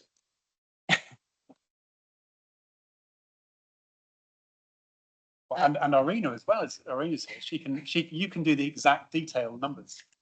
So yeah, you're correct that we are in a safety valve agreement and we have an overspend at the moment, 5.9 million on the overspending year. Is that right, Irina? And it's estimated to be around 12 million by the end of the agreement. The statutory override has been extended by 2 years, and we are, as you know, and I'm coming on to that shortly, looking to expand SEND provision. We currently know we have a need on the island. We haven't cut any resource. We're looking at actually reshaping that in terms of the outreach so we can do that early intervention in our school system. But the actual numbers, I don't know if you want to mention what they are, Irina. Right, for 24-25 financial year, so we have ended with 5.4 million in a year deficit. That is after additional income from the safety valve of 1 million. At the end of the financial year, cumulatively, the deficit on DSG was 12 million. So the pressures are around increasing number of children with the HCP, but also shortage of the local provisions that pushes the costs up for mainland placements. So, I mean, the government by March 2026 will take a decision on whether to extend that safety valve, or has that been extended beyond the two years from March 2026? Yeah, Yeah, statutory override been extended to March 2028. Thank you. Councillor Jarman, I'd like to invite you. I know some of your questions, I've ticked them off, have been hopefully covered by what's been debated. Are there any specific questions that you want to ask that you don't think we've covered from your list? I would, Chair, but thank you very much for the opportunity. And I think we'll all be appalled at hearing the numbers. But the key thing, numbers are one thing. The question is, in a way, what is the mitigation which is in process That's what to stop those numbers getting worse and worse and worse? Because at the end of the day, this council must produce accounts which are structurally balanced. And in that equation is a second really component of that, which is that we do have the advice very clearly from the external auditors that school debt liability must be accrued for in the council accounts. And I've not found where that is currently accrued. So I think understanding the mitigation measures is one thing, but also understanding where the contingent liability for take on of school debt is in the accounts will be very helpful. Thank you.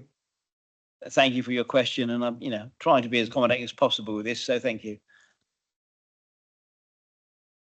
So I think in terms of the first point around the high needs block within the dedicated schools grant. So for me, this is a really good example of where the highest quality system is also the system which has the lowest spend. Because if you can identify need early, intervene early, prevent escalation of need, then children and young people can have their needs met without an education and healthcare plan. And that means that we'll have less education and healthcare plans going through the system because those children will be able to have their needs met without a plan, most of them, in school. So as we work with schools through our school improvement team to work with them to improve practice around identifying need early, putting interventions in place, those needs will escalate less. And there's a correlation between the quality of education and the escalation of need around special educational needs. And that has to be the solution. I think that is generally recognised nationally as being what we need to do as a country. And there's been lots of discussion nationally around education policy and how we need to support mainstream schools to do more of that, because what mainstream schools will say is A, there has been a real genuine escalation of need, which I think everyone agrees is the case, and B, that in real terms, schools have received a decrease in real terms funding. So what mainstream schools will say is, how are we meant to meet an escalation of need when A, in real terms, our funding has gone down, and B, there's been a significant inflation in a lot of the services that they need to access. So I'm not saying it's easy, but as a country, that is what we need to do. And we expect that government will soon, like, I don't know if you've heard anything, but within the next couple of months, maybe, hope definitely by the autumn, we expect them to announce some very significant plans around what they intend to do with this national challenge that we have, the budget challenge. I mean, the overspend, we're talking about £12 million on the island. There's about 40 other local authorities that have safety of valve agreements, 37. The national cumulative debt is billions. And because of the statutory override is essentially just ring fencing it, meaning that local authorities aren't. And I think, there is a view that some have that government is going to have to do something to solve this, because if they remove the statutory override, which they've just extended for another 2 years, it would bankrupt a very significant number of local authorities. So that's the first point. The second point, I guess, is a question that finance colleagues will need to come back on. I don't know whether it's a finance resources policy committee question around how in the council's accounts we're accruing for school debts, because those debts are not part of the dedicated schools grant. They'll be sitting on the council's balance sheet. So I think that's probably something we'll need to come back on, unless you can answer that one, Marina. Chair, we need to make some recommendations, I think. I'm going to allow 2 more questions. Do you wish to have another? Did you indicate another question? Or do I want to move on, but there's one more question I want to allow from Councillor Lilly, because it's an important one. Do you have another question you wish to ask briefly, or not? I think we haven't really got into the finances, and one of the core functions of councillors is to make sure that we balance the books somehow, however difficult that is, and that's not a criticism. Yeah. Just saying that I think that this ought to be a standing order, the finances at this meeting. I know we've got a separate audit for that, but we're responsible for trying to find solutions to support officers. And I think we need to have financial figures, if we can, not but we need to address what are we doing about the numbers. That's what I think our function is. So that's why I'm saying I think that's my recommendation, that is that we have the figures here every month, because we need to try to help officers stay on track. And if there's going to be a recommendation coming from government about finances, that needs to be on the agenda. So that's as far in advance as we can. We could do that. That is the report that we were talking about coming every 2 months with that actual live data, as is going to come to the ASC Homelessness and Public Health Committee, is we're going to have a live report that comes through that gives that type of data. And maybe it'd be worth the two directors, Laura Gorgian and Mr. Whitaker, looking, because we have had already a draft of what that report would look like. And a lot of the questions that are coming out of this committee would be answered if that report came every 2 months. I think asking that to come to every one of these committees would be a huge amount of work for officers to do. And they need to get on with their day job as well as reporting to this committee. So I think if we're going to do that and have that type of report, maybe my suggestion would be that comes every 2 months. Just a suggestion rather than every month. That's absolutely fine. I mean, yeah, it's our first meeting, so we're going to shape them up. So Mark, before I move to vote, I've got one quick question that my Councillor Lilly wants to ask. I think it's very important, and then I'm going to move to the recommendations. So first of all, there is an important question on Councillor Lilly to ask. Well, first, very quickly, it would be good if you could actually have the slides of the youth conference, because there was some very good data and things that go to all the members of the committee, because that was a very useful conference. My question really and point is around what's called the toxic trio, which you've been talking about. I don't think you meant to use that word now, but it's basically the causes of why children come into care, which is mental health, substance abuse, and domestic abuse. We are appointing, or we have appointed, a new public health director.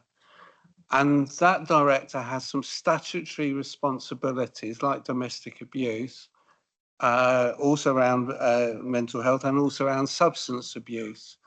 So I think it'll be very important, probably in partnership with Councillor Mosdell's committee, to actually have this director to come to this committee as early as possible for that. No, let Michael finish his question.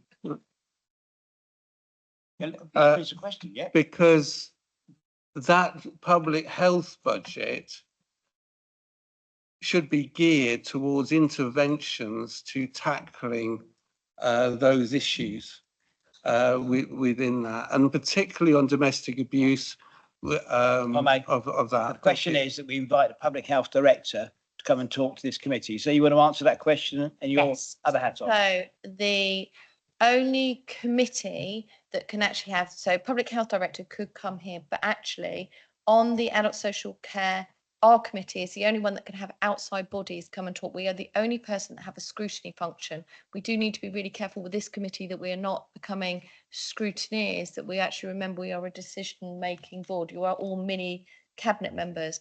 At the next committee meeting on the 23rd of July, this committee is being invited to come and join that first section of the meeting, which will be totally focused on children's mental health. Although it doesn't, you would think it would sit in this committee cannot have outside bodies come and have those discussions with them. So it will be the first part of the agenda, and there will be an invite to every member of this committee to come on the 23rd of July and join that meeting. My understanding is that Mr. Whitaker will be aware of that. If you're not, you are now.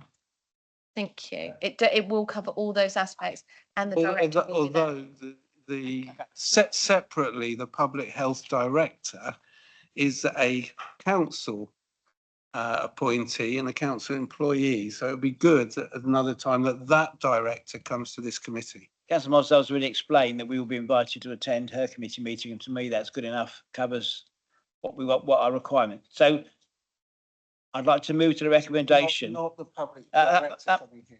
I'd like on paper 5A to move to the recommendations, which are 3.1, that with this committee notes the operational and financial performance of Children's Services Directorate, and this committee agrees current Directorate priorities and delegates authority to Mr. Whittaker, Director of Children's Services, to draft the relevant section of a revised corporate plan. I'll propose that from the chair. Can I have a secondary vote on mass, please?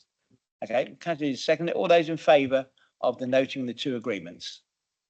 Agreed unanimously. Thank you.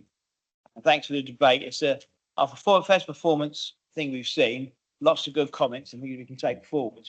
Can I ask a point of order, just for clarity from the legal, please? Yeah. Could this committee invite somebody externally to come and speak to us, just for clarity? What's preventing us? The clarity is no. The adult and public health scrutiny, they've got the word scrutiny in their title of their service committee. I've just checked with Mr. Thorne, that is not the case, but Councillor Mosdale will invite us to any meetings that cross over for that function. So I'd just like to hear that legally from Justin. Please, I'll get Mr. It's not that I'm trying to, because we're No, supposed to. Good point. I'll get Mr. Thorne to explain. But yes, well, to be honest, echoing what's already been said, that this committee is not exercising any scrutiny function. The Adult Social Care Committee exercises the health scrutiny, and therefore, and that includes external bodies. This committee doesn't scrutinise external bodies. That is different from saying you can't have somebody come and talk to you, but you're not there to scrutinise them. They might attend as supporting officers, but it's not for members to ask people to attend to speak to them on various matters. So we could ask someone to give us a briefing, but not grill them in a scrutiny type function. That's what we will do going forward for sure. Thank you for that clarity. Thanks, you've clarified that, because it's important that we hear what they've got to say. That's the point, even if we can't scrutinise.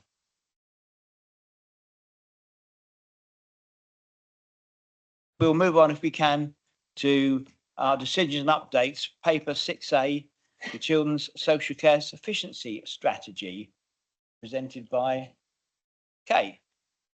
Yes, that'll be me. So in December 2024, Ashley and I reported to the Policy and Scrutiny Committee in regards to our sufficiency duty. And there was a report presented at that time. So today we're returning to give you an update on our progress in regards to that.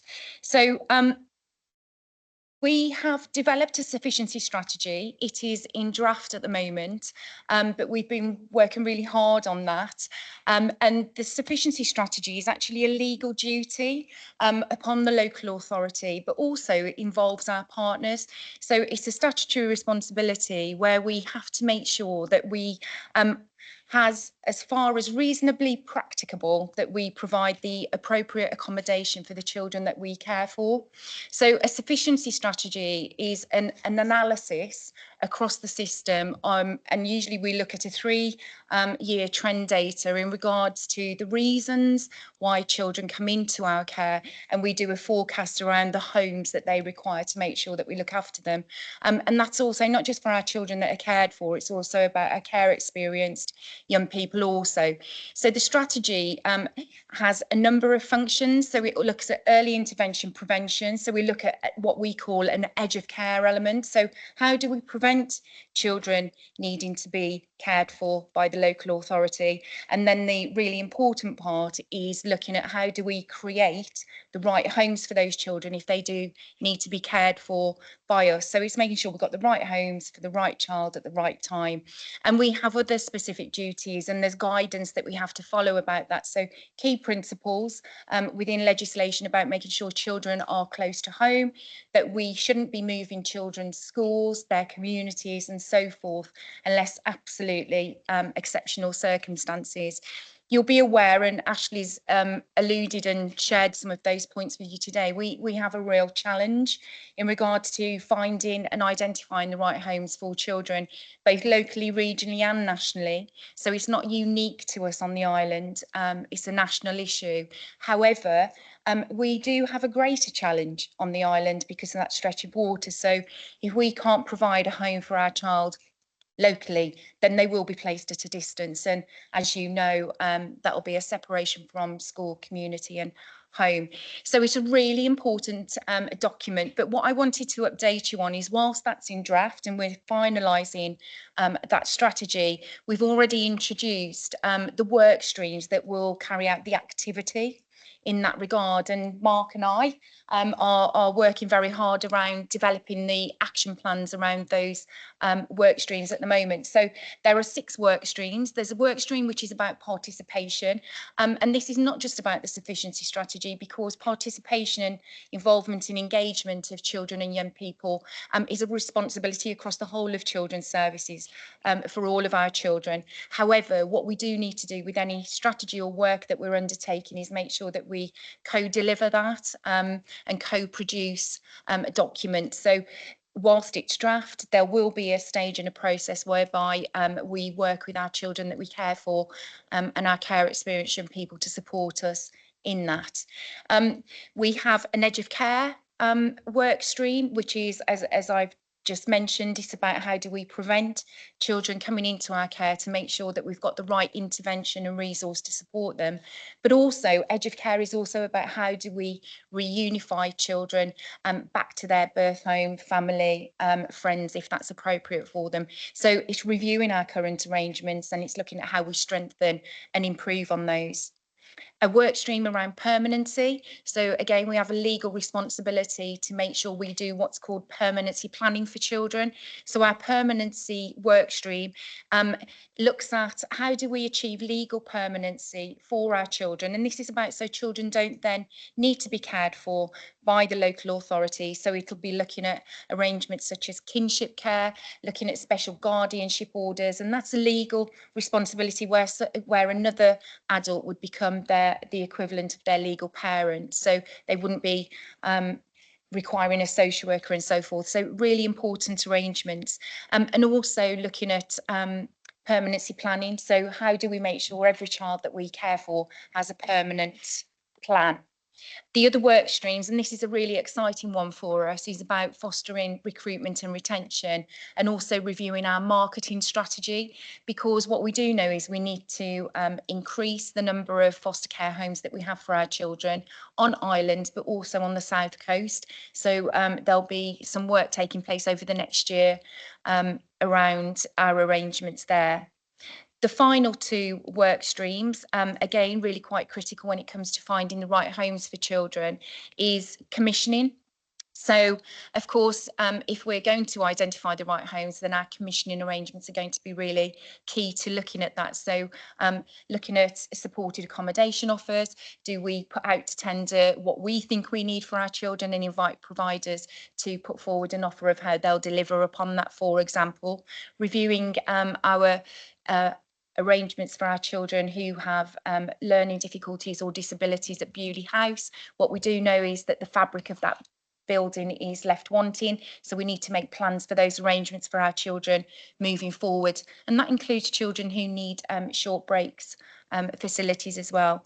So there's a range of work that would take place in that commissioning work stream. And then finally, supported accommodation, as Ashley's referenced it, is also about our leaving care priorities. So our care experience young people into adulthood. So, for example, one of the significant pieces of work that we have to do is review our joint housing protocol. So we need our housing colleagues to come on board with us there, who share a duty and a responsibility to make sure that we've got the right accommodation for our care experience young people as corporate parents. So that's what we're working on at the moment. And I'm sure that Mark and I would be able to come back at a future meeting if you want further updates about progress or to see what some of those plans look like. We'd be happy to do that. Okay, thank you for your report. That's an awful lot of information in 5 pages, contains an awful lot of meaty information. So questions, Councillor Mosdale first. Thank you. I do have to keep reverting back to we are a decision-making committee, and this decision today is just to note the progress to date. So for me, there's lots of words and a few numbers, but we need to revert back to what happened in the press recently, that there was a very expensive package of care put in for one child. And we need to sort of really not go into exactly what's going on, but do we have any other really expensive packages of care at the moment? What will you be doing about that? And then it links into my point of point E. Could you explain something about we have a thing called the National Transference Scheme for asylum seekers. We do have to be acutely aware we're elected to represent island residents, and sometimes the questions that might come out of my mouth might not be what I think, but actually it's stuff that my residents bring to me, which is if we are struggling to house and give the right care and homes to the children who are born on the Isle of Wight, how are we getting involved in this national scheme for asylum seekers, and how is that going to be funded, as we clearly don't have the budget to do that now? So it's a bit of a split question, really, that how many really high level of packages of care do we have at the moment within this, if we've got to note the progress, because progress would be make sure that we're not spending huge amounts of money if we could do something different, and also to give us some explanation of, is there funding that comes for this scheme that is doing the right thing, but we need to make sure that there is money involved in it, and what our priorities actually are. Thank you. Ashley, yeah. Thank you, Councillor. If I answer the first question, then I'll hand over to colleagues who lead on supporting those children. Just in terms of the costs of placements then, so I can give you a breakdown of the current costs of individual homes for children. So at the moment, we have less than 5 children whose homes cost between £10,000 and £15,000 a week. We have 16 children whose homes cost between £5,000 and £10,000 per week. And we have 18 children whose homes cost between £2,500 and £5,000 a week. I think in some of the communication that's come out recently around this, and it did reference the national situation that we're in, and I refer back to my earlier comments about 2 things. First of all, that nationally, it has come down a bit over the past 18 months, but 2 years ago, there were more children that had been in care in the country than had ever been the case. And at the same time, the increase in the complex lives that a lot of these children have led, and the resulting needs that they have has perhaps never been greater than this. And of course, well, not of course, but the other thing is that nationally, if you went back 25 years, a lot of local authorities went through a process of reducing their involvement in children's homes for various reasons. And what has happened is that nationally, children's homes have become increasingly provided by the private sector, actually. And there's been a lot of national press around what is being charged and their profit margins, their return on equity, etc. And for the private equity market, it's quite an attractive sector because you have local authorities that are good credit, you have long-term income streams, and these sorts of things are exactly what private equity organisations want when they invest in infrastructure. And actually, some of the data that is in the public domain around costs is that it is extremely common for local authorities to have children who they care for, where the weekly costs are in excess of £30,000 a week, and that is linked to a national shortage of supply of homes that are able to meet their needs. And a growing number of children who need those types of provision. So I hope I've answered your question in terms of where we are at the moment. It has changed since the recent press coverage of this. You do, but you can imagine being an island resident and you hear those figures of up to can cost 30,000. I had it when I was a cabinet member for, some of the placements that we were doing. It is still hard to justify that a child, however much you break it down, if you had 5-to-1 care and it was 24 hours a day, it's a huge amount of money that is very difficult to justify to the council taxpayer, isn't it? Most important thing to me is we're doing the right thing for the right child at the right time. Completely get it, but we're looking at it, and yeah, in this particular case, that was. Yeah, I think it's the bit that's most important is the fact that these are being run by private equity companies, and they are becoming quite a money-making scheme, aren't they? Can I just comment just on that, because it just so people don't take from what I said necessarily that implied to the island child. I was talking in general terms about that, and I think it has come into the public domain about the organisation, which is not a private equity company. Councillor Andre. Okay, on behalf of, that's all right. Firstly, we are part of the National Transfer Scheme. Our quota is to take 23 children that are seeking asylum. We currently have 15 children that we're supporting. The reason we've not got the 20 is actually that there hasn't been so many crossing the channel currently. Sorry, at any one time. So yeah, so it will be more than that, but any one time our quota is 23. We currently have 15 young people. There has been a slowdown across the country actually. We used to fill our quota really, really quickly. The last young person that we supported was about 6 months ago. However, coincidentally, yesterday I heard from the National Transfer Scheme, there's been another influx of young people that have come across. The majority, I think about 95–96% actually come across the channel. So with the warm weather and summer, they've had another influx. So we can expect to be asked, and we will be taking more young people. You asked about the finances as well. If we find them a home within 48 hours, 2 days, we get an enhanced £10,000 from the central government. That was stopped and that's been reintroduced.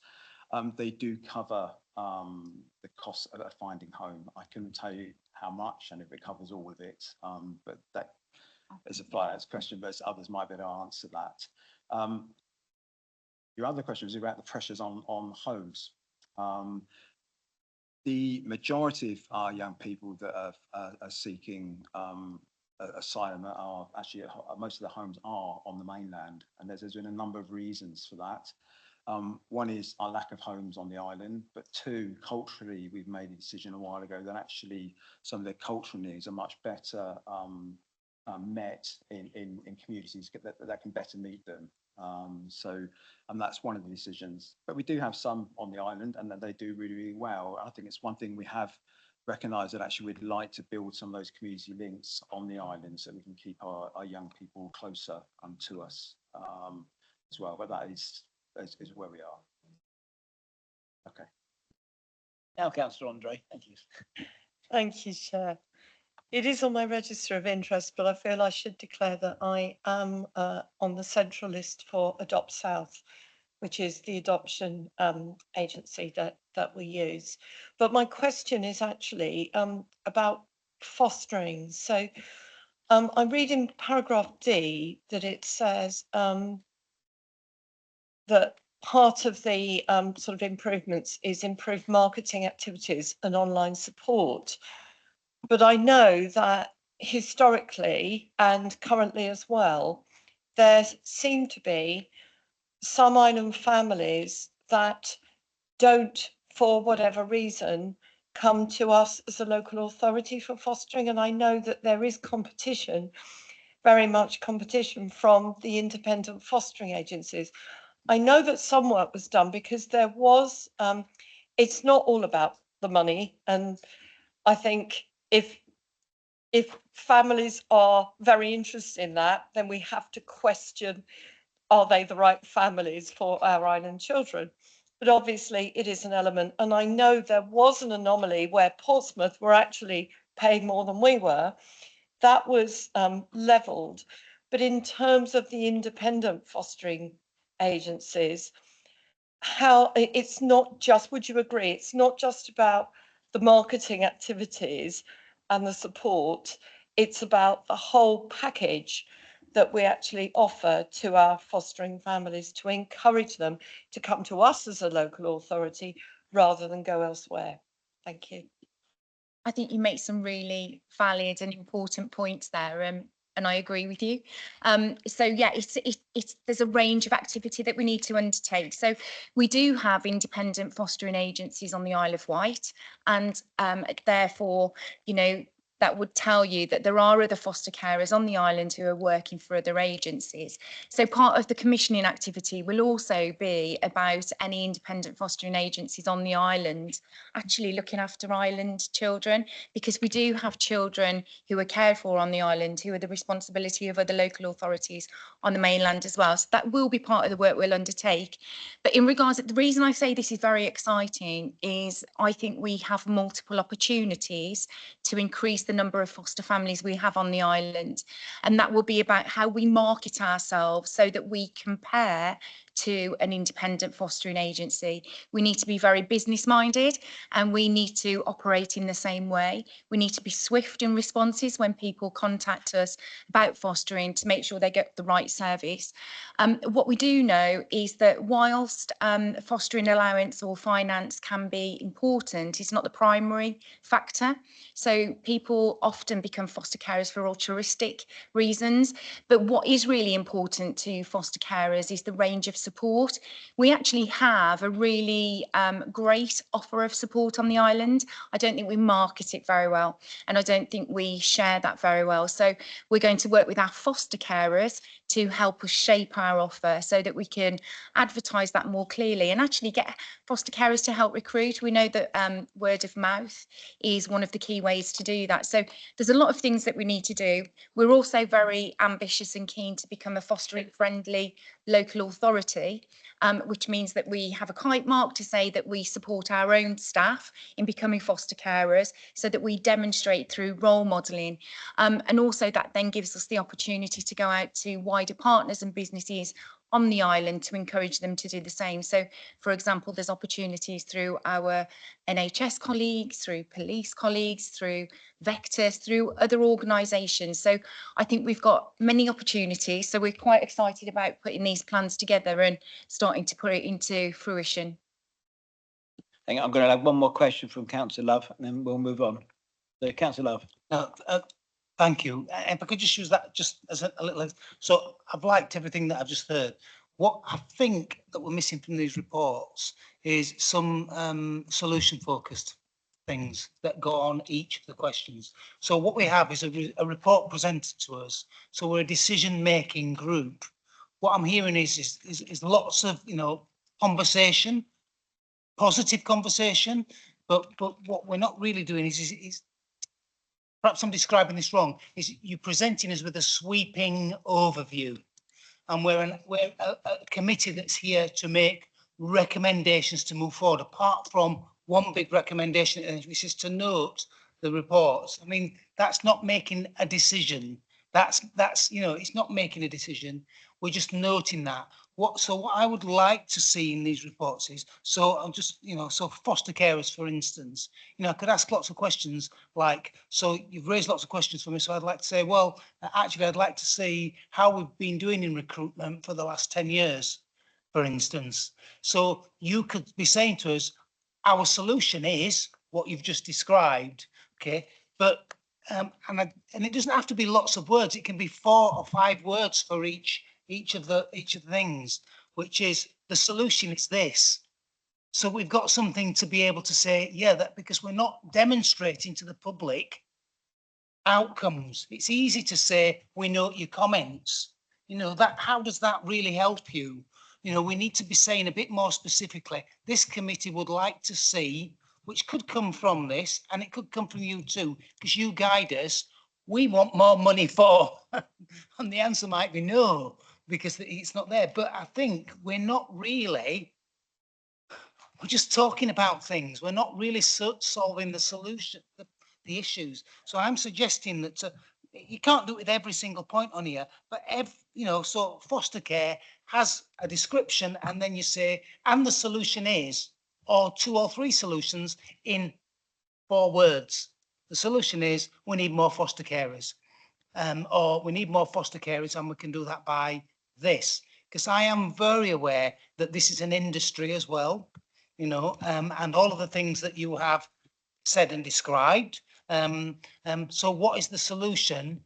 So if we then got a bit which says 2010 there was this many, 2025 it's either gone up or down or whatever, then the solution is, that's how we help you, I think. but I'm getting, that's all I'm trying to make the reports more meaningful without adding up to all of your work. Mate, I think we can do more simple things to report. I get that, and so we can adapt the report writing. But when I said at the beginning, officers, this should change for officers as well. We can adapt the report writing. I will like ask John one quick question in a second. We are making a decision to note, and it's the progress, not the content of the report. We are noting progress. You can't put a number. It's not. You can't set a target for this. What we are voting, what we vote on in a second is to note progress rather than vote on progress. You note. So we are making the decision to note the progress. There's a play on words, but that's what I read this for, noting the progress. Councillor Robertson, I have one very brief question if you have it before we move on. I'm conscious of time. Thank you, Chair. I'm obliged. The last 2 years, there have been a move in the budget for the Isle of Wight Council to look at on-island provisioning for these. Given the dramatic increase of costs and demand that we've heard, I wonder whether the committee would recommend or take forward onto the next item on the agenda for the next meeting, receiving a report on that analysis. Let's have that off. Yeah, Mr. Whittaker. So consideration of expanding provision on the island is absolutely part of the work that Kay and Mark are leading on. The other thing to mention about it is that we are participating in what's called the Regional Care Cooperative. So the government, in recognition about 3 years ago of the national situation with access to appropriate homes in residential provision, set up two kind of pilot operations. One is in Greater Manchester, the other is in the southeast, and the Isle of Wight Council is part of this. And that is looking at the regional approach to how the number of homes of the right type is increased on a regional basis by local authorities working together. We do have a meeting coming up in July, actually, when representatives of the Regional Care Cooperative are coming to the island to meet with colleagues on that to look at opportunities, for example, in how we might be able to work with social investment in this arena, because it may be that, for example, that social investors might be interested in investing in this sort of bricks and mortar type stuff and be comfortable with a lower return on their equity than private equity companies would be. And that's one of the things we're looking at with them. So there is a lot of work going on this, and absolutely we are considering about how we can work with local providers or attract new providers to the island, because it is the case that there are significant numbers of children. The statistics that I gave earlier to Councillor, well, to all of you, did include some children who are on the mainland. And whilst sometimes it is right and proper that they are not living close to family and other networks they may be involved in for their own safety, there will be children in there who actually, as Kay said, the reason they're on the mainland is not because they have to be on the mainland. They're on the mainland because there is no local provision. And that has resulted in additional breaks from their community, from their school perhaps, etc. So there are opportunities, we believe, to work with either existing providers to expand or bring new providers to the island to do this. Chair, I think that was a yes to a report on establishing residential care on the island. So in that we've got about 10 minutes left per agenda item. So we need to crack on with some simple questions moving forward. We've got some key decisions to make. So on this one, the recommendation is that the committee note the progress with a view of the Children's Social Care Sufficiency Strategy, which I'm happy to propose and look for a second. Councillor Andre seconds. All those in favour? Unanimously accepted. So I'm going to be tight on time for the next agenda because we have to make some decisions towards the end. So moving on to 6B, the education strategy, which you've got in front of you. Just by way of introduction, because we haven't had an education written strategy since 2021. So it's good to see an education strategy in writing, and I thank officers for all the work that's gone into the education strategy. Strategy, of course, is based upon 5 key pillars. One pillar being a sustainable education infrastructure, which Cabinet on the 20th of March decided to crack. So so the strategy itself is sound, and Cabinet have voted that strategy through, even though it was flawed. Cabinet voted through a strategy for us to take forward stabilising that strategy. So that's where we are. I've got a proposal at the end of this, but comments first of all on the actual education strategy itself. Questions, please.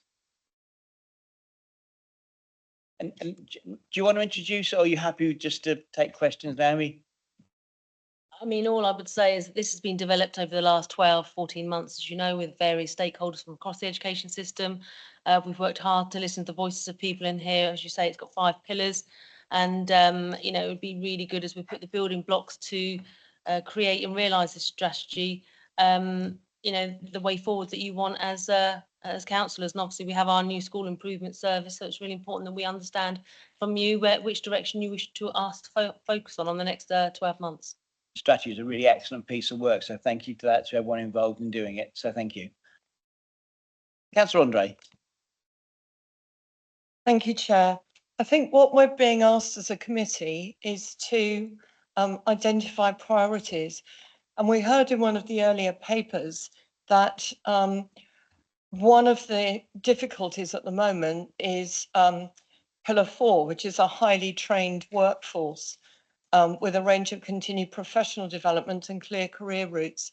And I think I'd like to make that one of our priorities, because I think, as Ashley highlighted, we've got some very talented members that are overstretched doing the jobs of 3 people, and we can't allow that to continue. And I think that workforce piece has to be a priority. Thank you.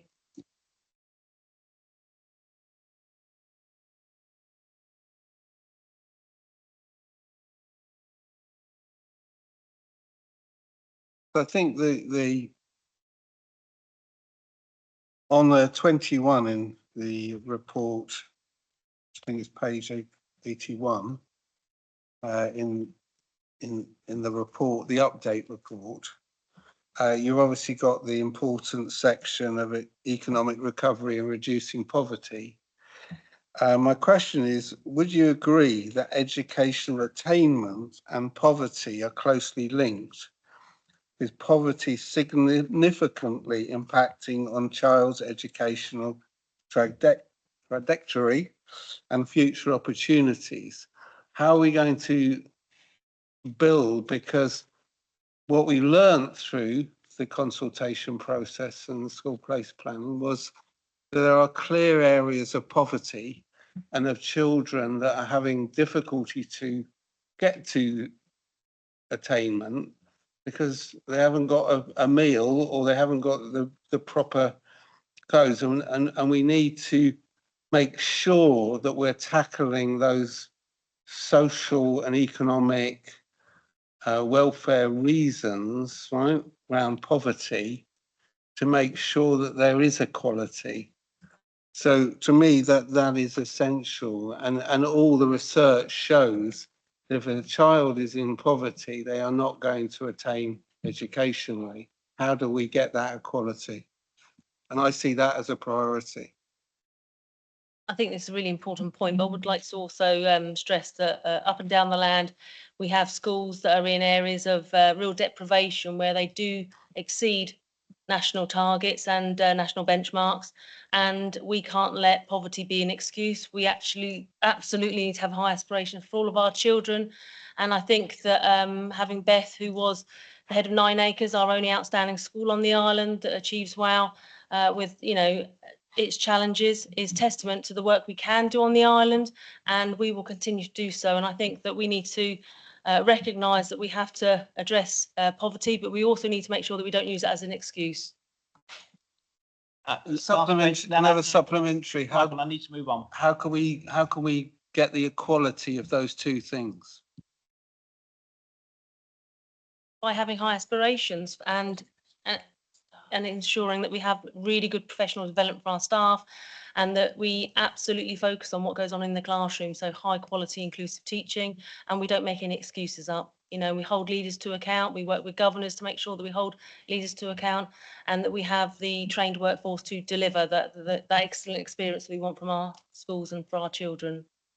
Thank you. And that fits with Councillor Lowe's comment about house, which is great. Councillor Mosdale, then I'm going to move on. Sorry, not being a great one at pussyfooting around. We've got hear that the recommendation is to the priorities, the implementation of the education strategy. Well, the elephant in the room is we need to decide, as we are now a mini, what was a cabinet, how are we going to sort out the issues of the schools?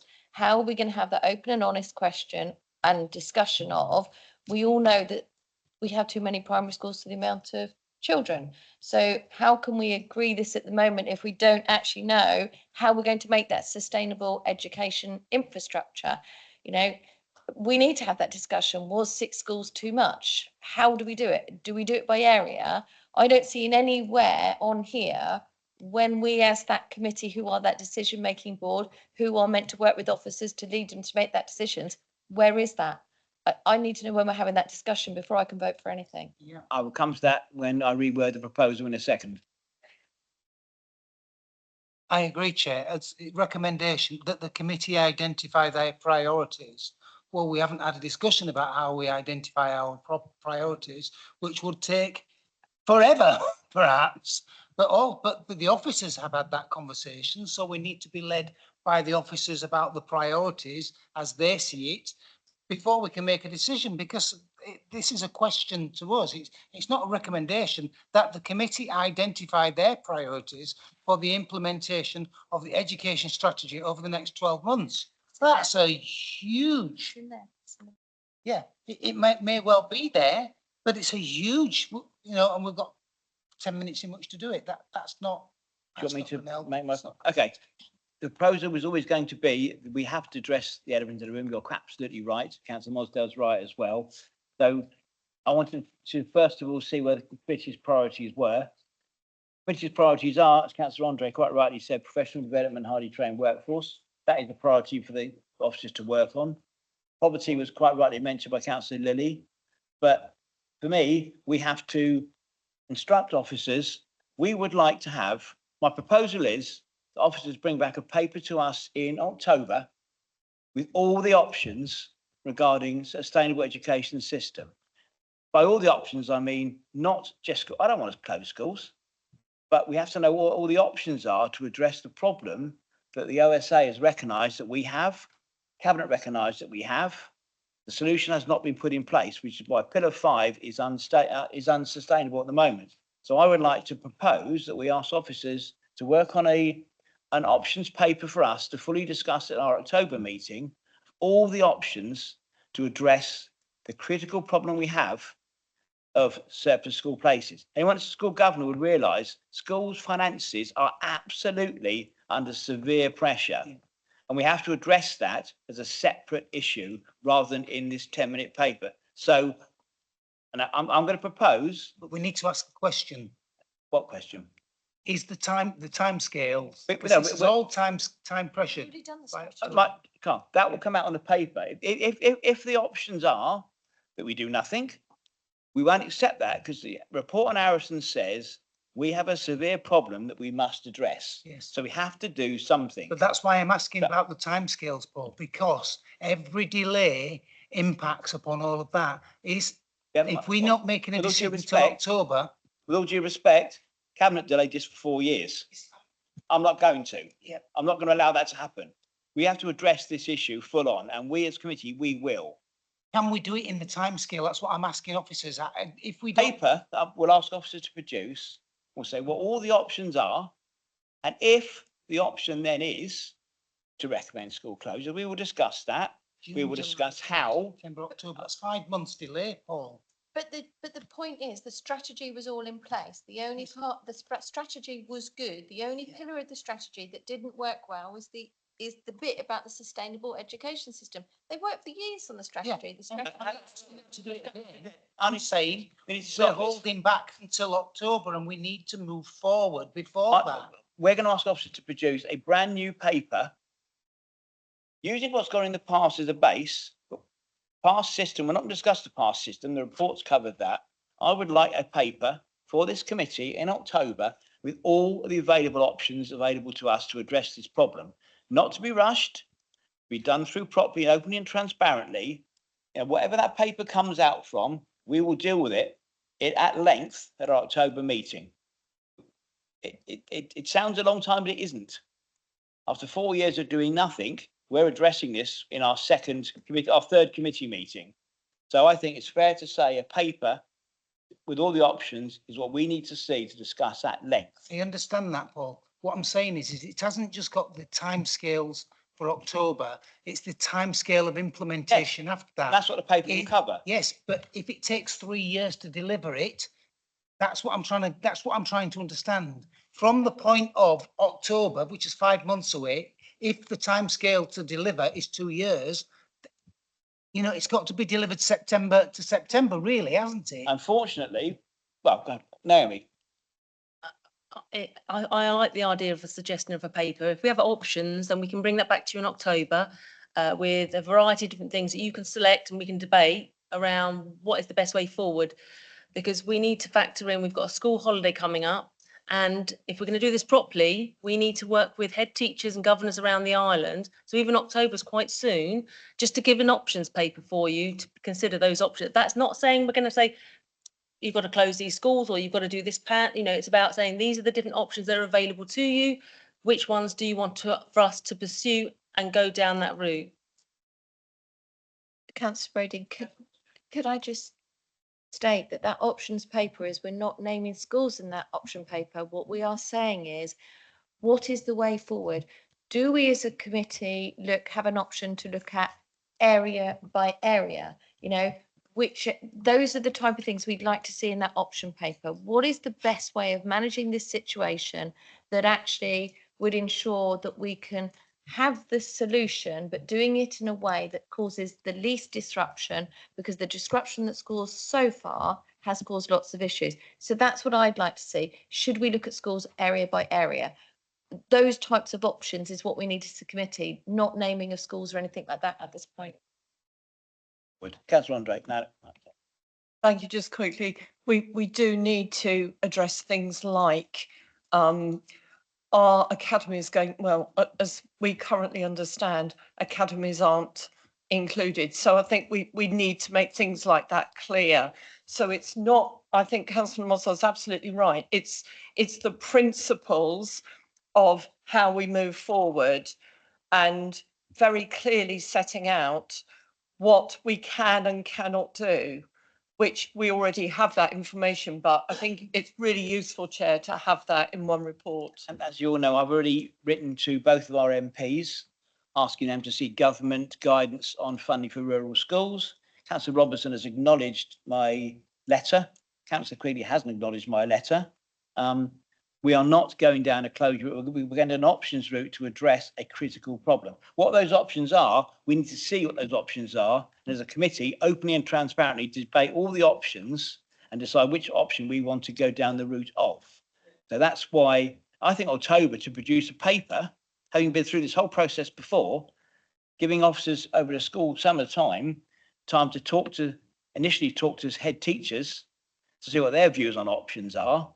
Option paper then comes back to us, not talking about, you know, if school closure will be one of the options, obviously, it's bound to be. We as a committee will then decide what we think fits this we can't ignore this critical problem, and we won't. I won't allow it because it has to be done.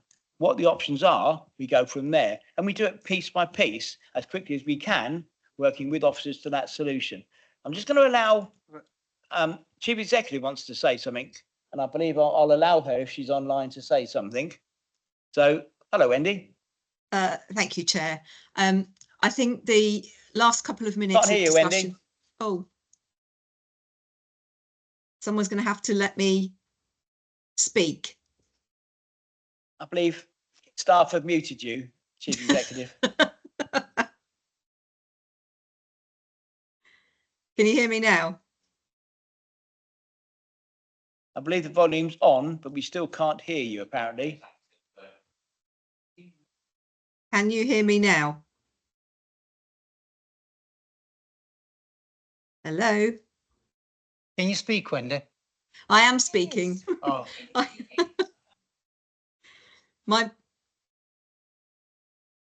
Can you do mine? I can't.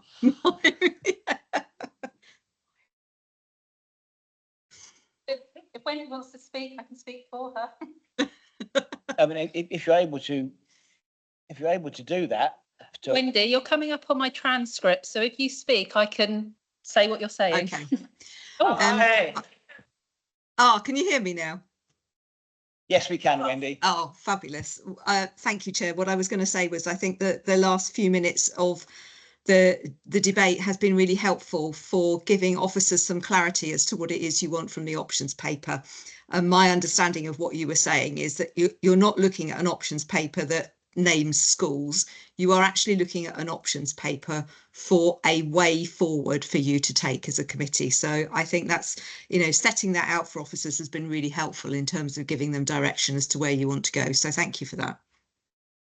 Thank you, Chief Executive. Much, the options will be from doing nothing to closing schools or somewhere in the middle. We just need to know as a committee what all the options are so we can make a sensible decision on how to address what is identified in the report as a serious problem. So that's my proposal from the chair, and I'd look for a seconder for that proposal from Councillor Andre. Are we all in favour of the option? You should make one quick comment first, do you? One quick comment. So just make helpful to the committee and helpful to officers. I would agree with that recommendation if we use this new email address we have to all give our suggestions. So it might be a suggestion of area, it might be a suggestion of is the school, do we look at it from schools that are not financially long-term sustainable? Those different ideas we could do on an email together, and then we say these are our ideas. We've got a lot of ex-cabinet members and knowledge in this room. It would be really useful if we could break that down to an agreed thing within this committee, that we've got some ideas, because at the moment all we're going is, well, here we are, you can have it back again, you've got to guess what the options are. I'd like to keep it more basic than that, in so much as I'm not advocating school closures. But if we get to the stage where we do advocate school closures, then feedback, suggestions to officers after that on how we'd like that process to go through. Like, for example, inviting the diocese to come and talk to us as a committee. But we're not at that stage. I want a basic, right back to basics. What are the options? We have to do very quickly. We ask the schools. That's what the work we've done for now. Very quickly, you made a point, a very valid point at the beginning, Chair, that we need to be transparent. Yeah. And I think that if we are emailing out of this meeting, I don't think that is in the spirit of transparency. And I think officers, having done the immense amount of work that they already have, I think officers are well-minded. They are perfectly well equipped to come forward with all the possible options. I don't think they need the committee to email them separately. Just to be clear, before we move to the vote, and officers are happy with this by the sound of it, I propose that we ask officers for our October meeting, and we can even make it one agenda item if necessary, to come back to us with an options paper on how we address, I say it again, this really critical now, because it is critical. If you're a school governor, you'll know how critical, Steve knows, how critical this position of funding in schools is. We have to help, and we have to address this problem with an options paper, the very basics on what options we have got available to us. Then we work on with officers on whatever that solution is together, inviting the right people to talk to us to move things forward, as the Chief Executive said. So that's my proposal. Councillor Andre has seconded that. So all in favour of that recommendation? Unanimously carried. And thank you. So if that's okay, timing wise, I know you'll talk to the head teachers, school governors between now and then. So that will also be part of the options paper with the feedback from head teacher, which is really important to know that. Okay. So we'll now move on to, bear in mind, so we've got to make a decision at the end on the SEND, and I'll move that forward if necessary. So 6C is the early years childcare sufficiency assessment. So. Thank you, Chair. Thanks, Lawrence. The report before you is one for noting. It aims to provide an update to councillors on the local authority's compliance with its statutory duty to ensure that there is sufficient childcare on the island to meet parental needs. Our annual report, which is the Childcare Sufficiency Assessment, is a statutory requirement, and we've previously taken this report to Cabinet, so this is the first time obviously to this committee. The report is a summary of our findings of the childcare market on the island, specifically looking at the early years, kind of end of the market, but also in recent years we've added in childcare for school-aged children and young people with the holiday and food activities programme, and also the new Wraparound Childcare programme as well. Out of the report, we also produced an action plan on how we intend to sustain and enhance kind of childcare sufficiency on the island. The report covers the period January to December 2024. A couple of highlights. I'll keep them brief as because of time. Over the course of the year, the childcare market in the early years remained fairly static. We didn't see any closures of providers nor any new providers opening, and a small decline in the number of childminders during that period.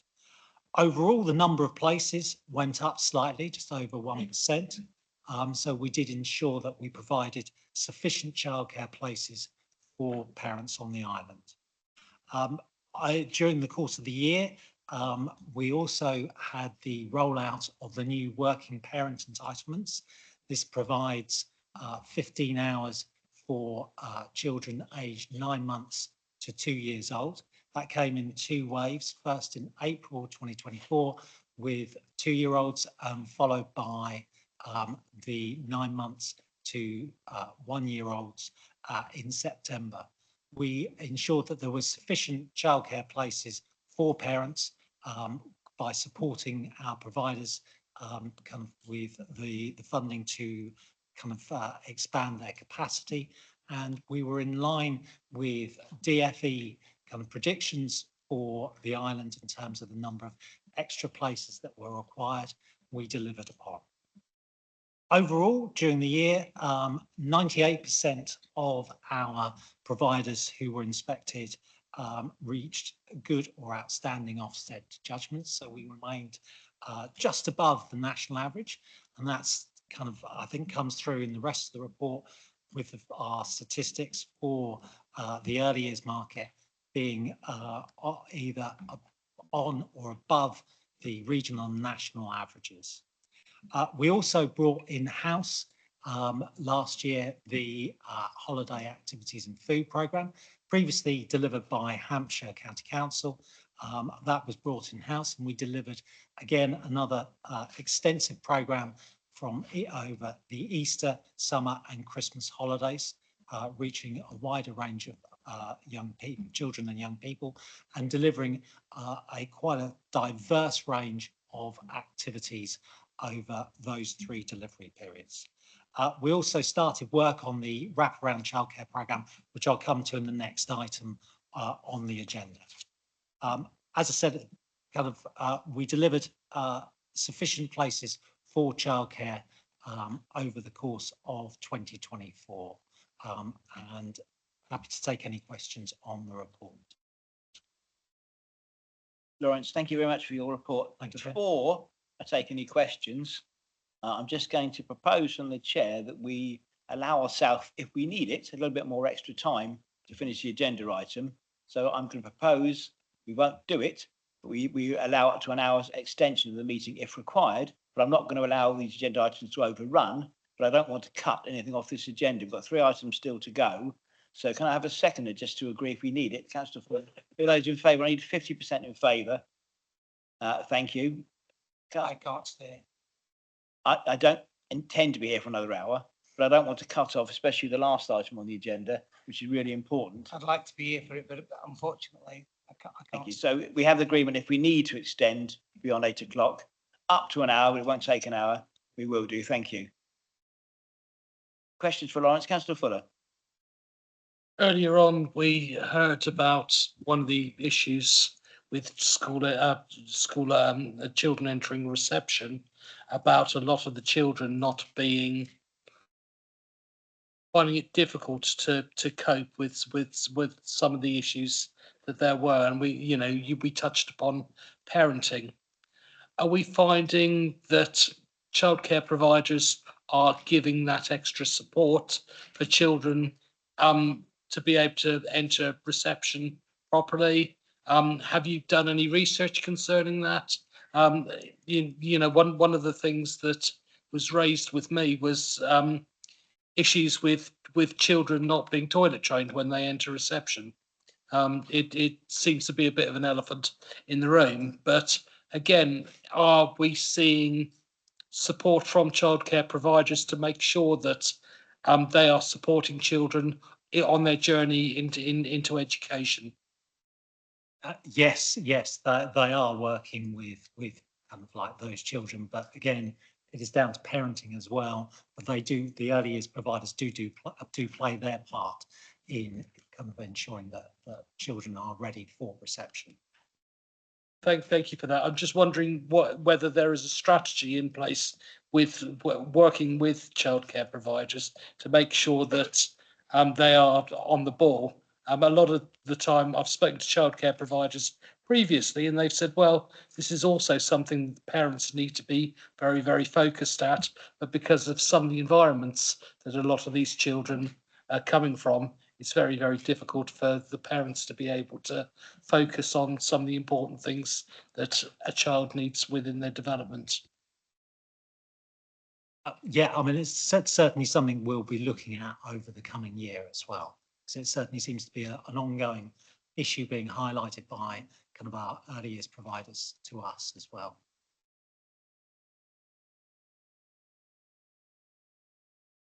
Can I just thank you for the report, because it's an extremely important area. You know, first steps of a child's life, as it were, you know, when they then go on to education. So thank you for that.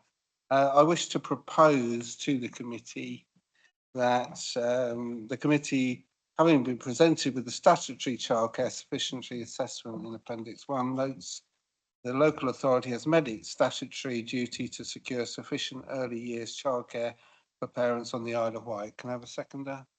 Yeah, seconded by Councillor Hendry. All those in favour? Florence, thank you for all the work that's gone into this report. It's much appreciated. Sorry you had to wait nearly a long time to present, but it's much appreciated. And I assume that 6D, the wraparound childcare grants, is also for yourself?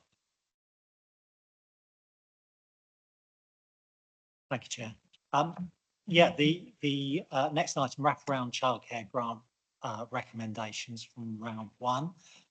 This is based on the previous government's desire to kind of extend wraparound childcare for all primary school children, kind of like by September 2026.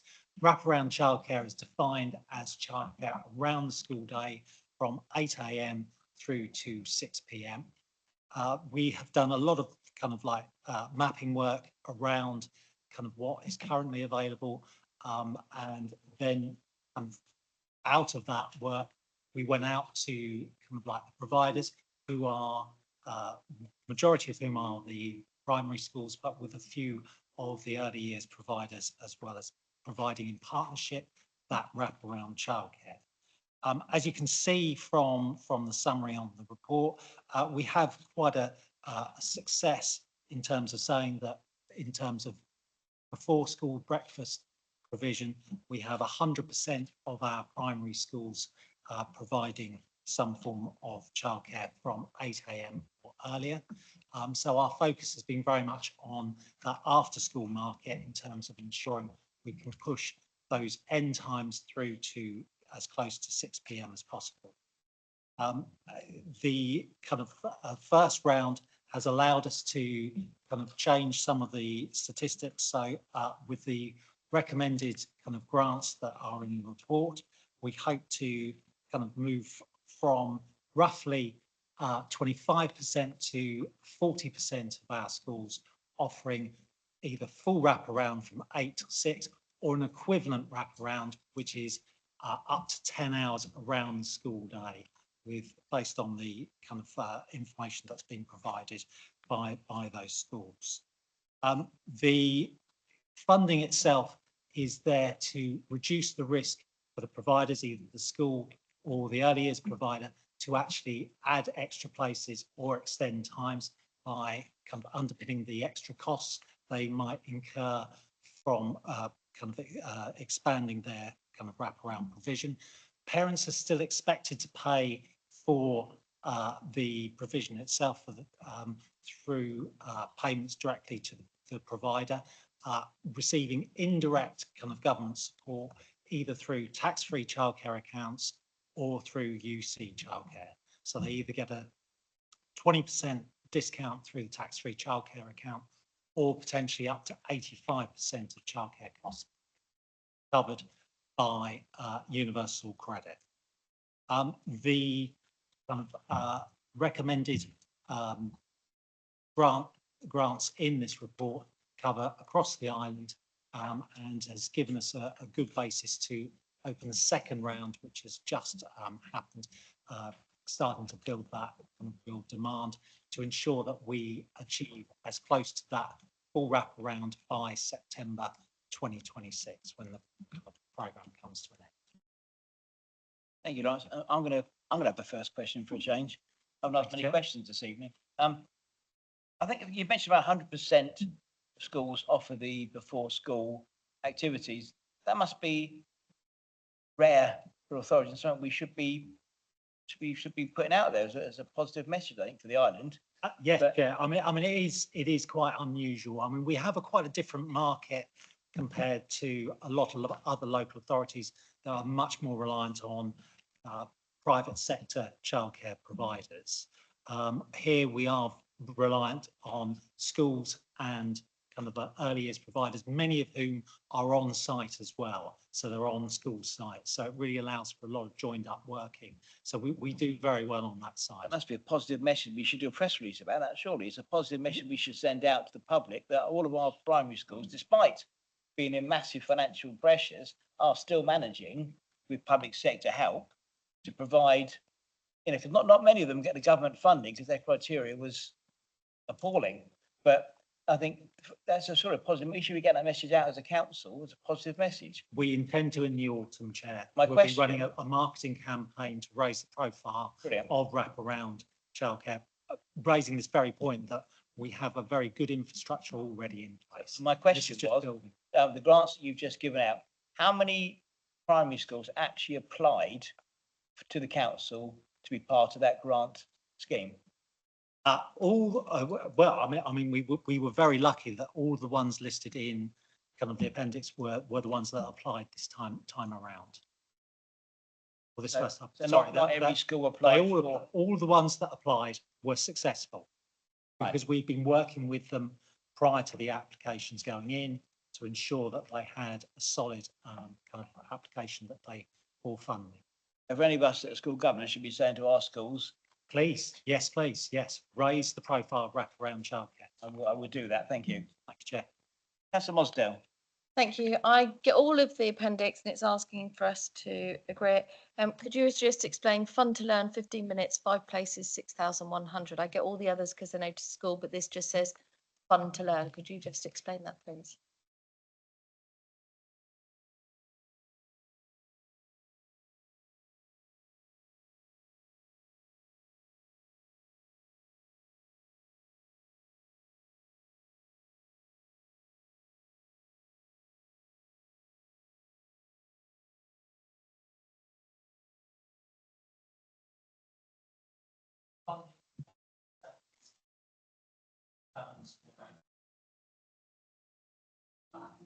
Thank you. Maybe it'd be useful to note Newport Primary School fun to learn because otherwise it looks like, yeah, thank you.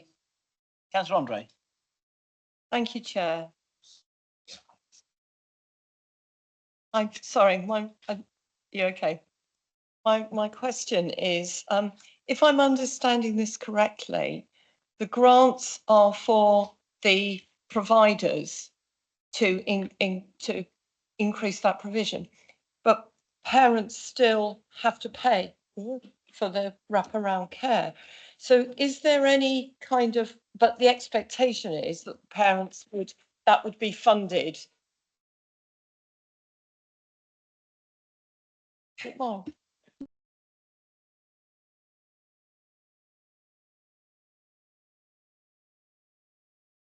so I understand from the paper that the expectation is that it would be funded sort of indirectly because the parents that would need to access it, that would need funding, would get it through other means. But is it down to the provider to set the charges, or is there a sort of standard? It's down to the provider to set the charges. So every provider will set their own charges for kind of the wraparound childcare. But so we don't have any influence over that. We don't, no. I mean, it is down to what they perceive that they can charge. And our kind of like the fees that they do charge are fairly reasonable. I can provide kind of a written response afterwards outlining kind of what we've surveyed the market already and what those average charges are. But they are quite reasonable. But again, they are very good at making sure that parents are aware that there is that indirect support through tax-free childcare accounts or through UC childcare. And remember, a lot of, I mean, I think as I think there was a recent press release from Councillor Quigley about the extension of free school meals. There is potentially 6,000 kind of children in UC households, so their parents will have access to UC childcare to support them.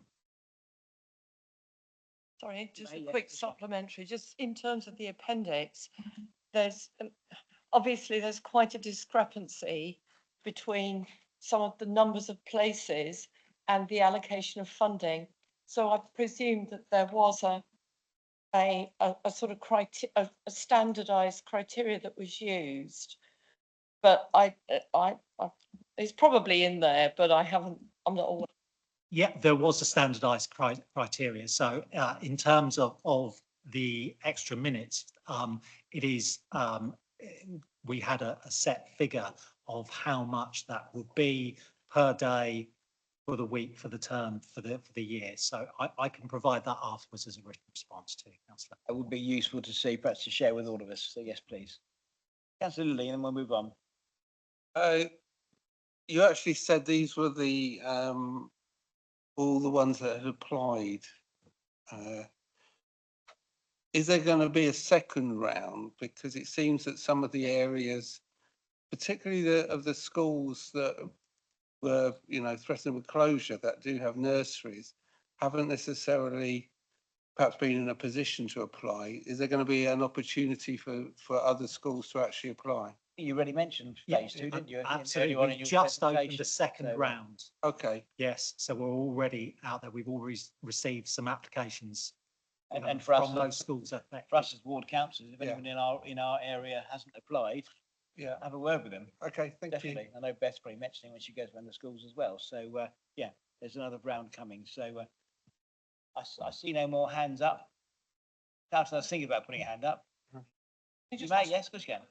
Just one quick question. I'm just curious about the differences. So we've got take Barton Primary School, 5,208, and then Knighton Primary School, 10,000 for the same number. Is that because of how they apply, or is it what am I missing there? I think it's hours and type of provision they're providing.